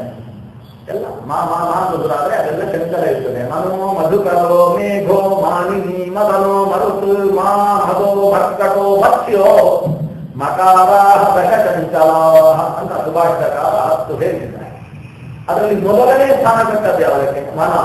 ಆಮೇಲೆ ಮಧುಕರ ದುಂಬಿ ನಂತರ ಮೊದಲಿರುವುದು ಮನಃ. ಅಂದ್ರೆ ಮಹಾಚಂಚಲ. ಅರ್ಜುನ ಕೇಳ್ತಾನೆ, ಎಂಥ ಮನಸ್ಸು, ಚಂಚಲವಾದ ಮನಸ್ಸನ್ನು ಹೇಗೆ ಕೃಷ್ಣ ಕಟ್ಟ? ಚಂಚಲಂ ಹಿ ಮನಃಕೃಷ್ಟ ಪ್ರಮಾತಿ ಬಲವ ದೃಢಂ ಸಸ್ಯಾಹಂ ನಿಗ್ರಹಂ ಮನ್ಯೆ ವಾಯುವ ದುಷ್ಟರ. ಇಲ್ಲಿದ್ದ ಗಾಳಿಯನ್ನೆಲ್ಲ ಎತ್ತಿ ನನ್ನ ಈ ಶರೀರದಲ್ಲಿ ಕಟ್ಟಿ ಹಾಕ್ತೇನೆ ಅಂತ ಪ್ರಯತ್ನ ಮಾಡ್ತಾರೆ. ಅದೆಷ್ಟು ದುಷ್ಕರವು, ಅಷ್ಟು ಕಷ್ಟ ಈ ಮನಸ್ಸನ್ನು ಕಟ್ಟಿ ಹಾಕುವುದು ಅಂತ ಆ ಇಂದ್ರನೇ ಆದ ಅರ್ಜುನ ಹೇಳ್ತಾನೆ ಆ ಮಾತನ್ನು. ಆದರೆ ಮನಸ್ಸು ತುಂಬಾ ಚಂಚಲವಾದ. ಎಲ್ಲಿ ಚಾಂಚಲ್ಯ ಇದೆ ಅಲ್ಲಿ ಜಾಗ್ರತೆ ಆಗುತ್ತೆ. ನಾಲಿಗೆಯೂ ಸ್ವಲ್ಪ ಚಂಚಲ ಇದೆ. ಈ ಚಾಂಚಲ್ಯದ ಜೊತೆಗೆ ಒತ್ತೆಯ ಪ್ರದೇಶ ಬೇರೆ ಜಾಗುವುದು ನಿಶ್ಚಯ. ಅದು ಒತ್ತೆಯ ಪ್ರದೇಶದಲ್ಲಿರುವ ನಾಲಿಗೆಯ ಬಗ್ಗೆ ಯಾವತ್ತೂ ಜಾಗ್ರತೆ ಆಗಿದೆ. ಈ ಮನಸ್ಸು ಕೂಡ ಅದೇ ರೀತಿಯ ಚಾಂಚಲ್ಯ. ಆ ಮನಸ್ಸು ಒತ್ತೆಯ ಪ್ರದೇಶದಲ್ಲಿದ್ದ, ಒತ್ತೆಯ ಪ್ರದೇಶದಲ್ಲಿ ಇಲ್ಲ, ಆದರೆ ಒತ್ತೆಯಲ್ಲಿಯೇ ಹೋಗುದು ಅದರ ಸ್ವಭಾವ. ಅದು ಆರ್ದ್ರ ಅಂತ, ಮನಸ್ಸಿನಿಂದ ಆರ್ದ್ರವಾಗುವುದು ಅಂತ ನಾವು ಹೇಳ್ತೇವೆ. ಅದು ಯಾವತ್ತು ಒದ್ದೆಯಾಗುವುದು ಅದರ ಸ್ವಭಾವ. ಅದು ಒದ್ದೆಯ ಪ್ರದೇಶದಲ್ಲಿಲ್ಲ, ತಾನೇ ಒದ್ದೆಯಾಗುತ್ತೆ. ತಾನೇ ಒದ್ದೆಯಾಗುವಂತಹದ್ದು ಒದ್ದೆಯ ಪ್ರದೇಶದಲ್ಲಿರುವುದಕ್ಕಿಂತ ಭಯಾನಕ. ಇದೆಲ್ಲ ನೀವು PhD ಮಾಡಬೇಕು ಆ ವಿಷಯಗಳ ಬಗ್ಗೆ. ಅಷ್ಟೆಲ್ಲ ಆಳದಿಂದ ತುಂಬಿದ ಶಾಸ್ತ್ರದ ವಿಷಯಗಳು. ಆದ್ರಿಂದ ಮನಸ್ಸಿನ ಬಗ್ಗೆ ನಾಲಿಗೆಗಿಂತ ಹೆಚ್ಚು ಜಾಗೃತಿ ಆಗಿದೆ. ನಾಲಿಗೆ ಏನಾದರೂ ಹೆಚ್ಚು ಕಡಿಮೆ ಮಾಡಿದ್ದು ಅಂತಾದ್ರೆ ಅದರ ಪರಿಣಾಮ ತಲೆ ಕತ್ತರಿಸಿ ಹೋಗುವುದು ಅಷ್ಟೇ. ಜಿಹ್ವಾಗ್ರೆ ಮರಣ ದೃಢ ಅಂತ ಅಷ್ಟೇ. ಜಿಹ್ವಾಗ್ರದಿಂದ ತಲೆ ಹೋಗ್ಬೋದು, ಆದರೆ ಮನಸ್ಸಿನಿಂದ ತಲೆಗಳೇ ಉಳಿಬಿಡ್ತಾರೆ. ಮನಸ್ಸು ಕೆಟ್ಟದಾದ್ರೆ ಇವನ ತಲೆ ಹೋಗುವುದಕ್ಕಿಂತ ಹೆಚ್ಚು 20 ತಲೆ ಉಳಿ ಹೋಗುತ್ತೆ. ಮತ್ತೊಬ್ಬರ ತಲೆ ತೆಗೆಯುವುದು ತನ್ನ ತಲೆ ತೆಗೆಸಿಕೊಳ್ಳುವುದಕ್ಕಿಂತ ದೊಡ್ಡ ದೋಷವಾಗುತ್ತೆ. ಆದ್ರಿಂದ ಚಂಚಲವಾದ ಮನಸ್ಸಿನ ಬಗ್ಗೆ ಭಾರಿ ಜಾಗೃತಿ ಇರಬೇಕು. ಈ ಚಂಚಲವಾದದ್ದು ಮನಸ್ಸು. ಆದ್ರಿಂದ ಮನಸ್ಸಿನ ಕೈಯಲ್ಲಿ ನಿಮ್ಮನ್ನು ನೀವು ಅರ್ಪಿಸಿಕೊಳ್ಳಬೇಡಿ. ಆದ್ರಿಂದ ಸ್ವಚ್ಛಂದತೆ ಬೇಕು. ಆದರೆ ಒಂದು ಹಂತದಲ್ಲಿ ನಿಮ್ಮ ಸ್ವಚ್ಛತೆಯನ್ನು ಅನುಕಾಮ ಚರಣವನ್ನು ಸ್ಥಿತಿಗೆ ನೀವು ಬರ್ಬೋದು. ಯಾವಾಗ ಈ ಚಂಚಲ ಮನಸ್ಸು ಹೋದ. ಚಂಚಲ ಮನಸ್ಸು ಹೋದ ಮೇಲೆ ಒಂದು ಮನಸ್ಸಿದೆ, ಅದಕ್ಕೆ ಅಂತಃಕರಣ. ಅದು ಬಾಹ್ಯ ಅಂತಃಕರಣ ಅಲ್ಲ, ಸ್ವರೂಪಾಂತಃಕರಣ ಅಂತ ಕರೀತೇವೆ. ಅದು ಆತ್ಮಸ್ವರೂಪಭೂತವಾದಂತಹ ಅಂತಃಕರಣ ಇದೆ. ಆ ಅಂತಃಕರಣ ಚಂಚಲವಾದದ್ದಲ್ಲ. ಆ ಆತ್ಮ ಸ್ವಭಾವ ಸಹಜವಾಗಿರತಕ್ಕಂತಹ ಆತ್ಮ ಸ್ವಭಾವಕ್ಕೆ ಹೊಂದಿಕೆಯಾಗತಕ್ಕಂತಹ ಮನಸ್ಸು. ಆ ಮನಸ್ಸಿನಲ್ಲಿ ನೀನು ಸ್ವಚ್ಛಂದವಾಗಿರುವುದು, ಅದು ದೋಷದ ಕಡೆಗೆ ಇಳಿಯುವುದು. ಹಾಗಾದರೆ ಎಲ್ಲಿ ಸ್ವಚ್ಛಂದತೆ ಇದೆ? ಮೋಕ್ಷದಲ್ಲಿ ಮಾತ್ರ. ಲಿಂಗದೇಹ ಭಂಗವಾದ ಮೇಲೆ ಮಾತ್ರ ಸಾತ್ವಿಕವಾದ ಸ್ವಚ್ಛಂದತೆ ಇದೆ. ಆದ್ರಿಂದ ಮೋಕ್ಷದ ಬಗ್ಗೆ ಹೇಳ್ತದೆ, ಯತ್ರಾನುಕಾಮಂ ಚರಣಂ ಇದು ಆಶ್ಚರ್ಯ ಅಂತ ಹೇಳಿದ್ರೆ, ಉಳಿದ ವ್ಯಾಖ್ಯಾನಕಾರ ಯಾಕೆ ಸ್ವರ್ಗದಲ್ಲೇ ಕೂತು ಬಿಟ್ಟು ಅಂತ, ಮೋಕ್ಷ ಯಾಕೆ ಹೋಗ್ಲಿಲ್ಲ ಇವರಿಗೆ ಅಂತ, ತಲೆಗೆ ಮೋಕ್ಷವೇ ಹೋಗಿಲ್ಲ. ಚರಣ ಅಂದ್ರೆ ಸ್ವರ್ಗದಲ್ಲಿ ಯಾರ ಹಿಂದಿರೋದು ಸ್ವೀಕರಿಸಬಹುದು ಅಂತ ಒಬ್ಬರು ವ್ಯಾಖ್ಯಾನ ಮಾಡಿಬಿಟ್ಟಿದ್ದಾರೆ. ಅನುಕಾಮ ಚರಣದಲ್ಲಿ ಕಾಮ ಅಂದ್ರೆ ಎಲ್ಲೆಲ್ಲೋ ಹೋಗ್ಬಿಟ್ಟಿದ್ದಾರೆ. ಅಲ್ಲಿ ನಮಗೆ ಯಾರನ್ನು ಬೇಕು ಅಂತ ಹೇಳ್ಬೋದು, ಅದನ್ನು ಹೇಳ್ತಾ ಇದ್ದಾರೆ. ಕಾಮಂ ಚರಣ ಅಂತ ಅಲ್ಲಿ ಹೋಗಿ ನಿಲ್ಲಿಸ್ಬಿಟ್ಟಿದ್ದಾರೆ. ಬೇಕಿರಲಿಲ್ಲ ಅಷ್ಟು ಕೆಳಗೆ ಈ ಇಂದ್ರ ಎಂದು ಪರಿಸರ ಮಂತ್ರವನ್ನು ಅಲ್ಲಿ ನಿಲ್ಲಿಸಬಾರ್ದಿತ್ತು. ಅದಕ್ಕೋಸ್ಕರವೇ ಬಹುಶಃ ಆಚಾರ್ಯರು ಈ ಮಂತ್ರಕ್ಕೆ ಐತರೆಯ ಆರಣ್ಯಗಳ ಕೊನೆಯಲ್ಲಿ ವ್ಯಾಖ್ಯಾನ ಮಾಡಿದ್ರು ಅಂತ. ಯತ್ರ ಅನುಕಾಮಂಚರ, ಮನಸ್ಸು ಸ್ವಚ್ಛಂದವಾಗತಕ್ಕಂತಹ ಸ್ಥಿತಿಯಲ್ಲಿದೆಯೋ, ತ್ರಿನಾಕೆ ತ್ರಿದೀವೇ ದಿವ, ಇದನ್ನು ಹೇಳಿಕ್ಕೆ ಸ್ವಲ್ಪ ಹೊತ್ತು ಬೇಕು, ನಾಳೆ ಮಾಡುವ. ತ್ರಿನಾಕ ಅಂದರೆ ಸಾಮಾನ್ಯ ದೇವಲೋಕ ಅಂತ ನಮಗೆ ಅರ್ಥ ಆಗುವ ಸಾಧ್ಯತೆ ಇದೆ. ಅದಕ್ಕೋಸ್ಕರ ತ್ರಿನಾಕ ಶಬ್ದದ ಅರ್ಥ ತಿಳ್ಕೊಳ್ಬೇಕು. ತ್ರಿದಿವ, ದಿವ ಅಂತ ಹೇಳಿದ ಮೇಲೆ ಮತ್ತೆ ತ್ರಿದಿವ ಯಾಕೆ ಬಂದು ಅನ್ನೋದನ್ನು ಗಮನಿಸಬೇಕು. ದಿವ ಅನ್ನೋದು ಏಕವಚನವೋ ಬಹುವಚನವೋ ತಿಳ್ಕೊಳ್ಬೇಕು. ತ್ರಿನಾಕ ತ್ರಿದಿವ ದಿವ ಅಂದ್ರೆ ಇದಿತ್ತು ಮೋಕ್ಷವನ್ನು ಹೇಳ್ತಕ್ಕಂತಹ ಶಬ್ದ. ತ್ರಿನಾಕವೆನಿಸಿದ, ತ್ರಿದಿವ ಅನಿಸಿದ, ದಿವು ಅನಿಸಿರ್ತಕ್ಕಂತಹ ಯತ್ರ ಅನುಕಾಮಂ ಚರಣಂ ಲೋಕ ಯತ್ರ ಜ್ಯೋತಿಷ್ಮಂತಹ, ಯಾವ ಪ್ರದೇಶದಲ್ಲಿ ಲೋಕವೇ ಬೆಳಗುತ್ತೋ, ಲೋಕದಲ್ಲಿ ಬೆಳಗುವುದಲ್ಲ, ಲೋಕವೇ ಬೆಳಕಿನ ಮಯವೋ, ಬೆಳಕಿನ ಪುಂಜವೋ, ತತ್ರ ಅಮೃತಂ ಗೃಧಿ, ಅಂತಹ ಪ್ರದೇಶದಲ್ಲಿ ನನ್ನನ್ನು ಅಮೃತನನ್ನಾಗಿದ್ದು ಇಂದ್ರಾಯ ಇಂದೋ ಪರಿಶ್ರಮ ಅನ್ನೋ ಚಿಂತನೆಯ ಜೊತೆಗೆ ಇವತ್ತಿನ ಅನುಸಂಧಾನ ಶ್ರೀಕೃಷ್ಣ ಅರ್ಪಣ.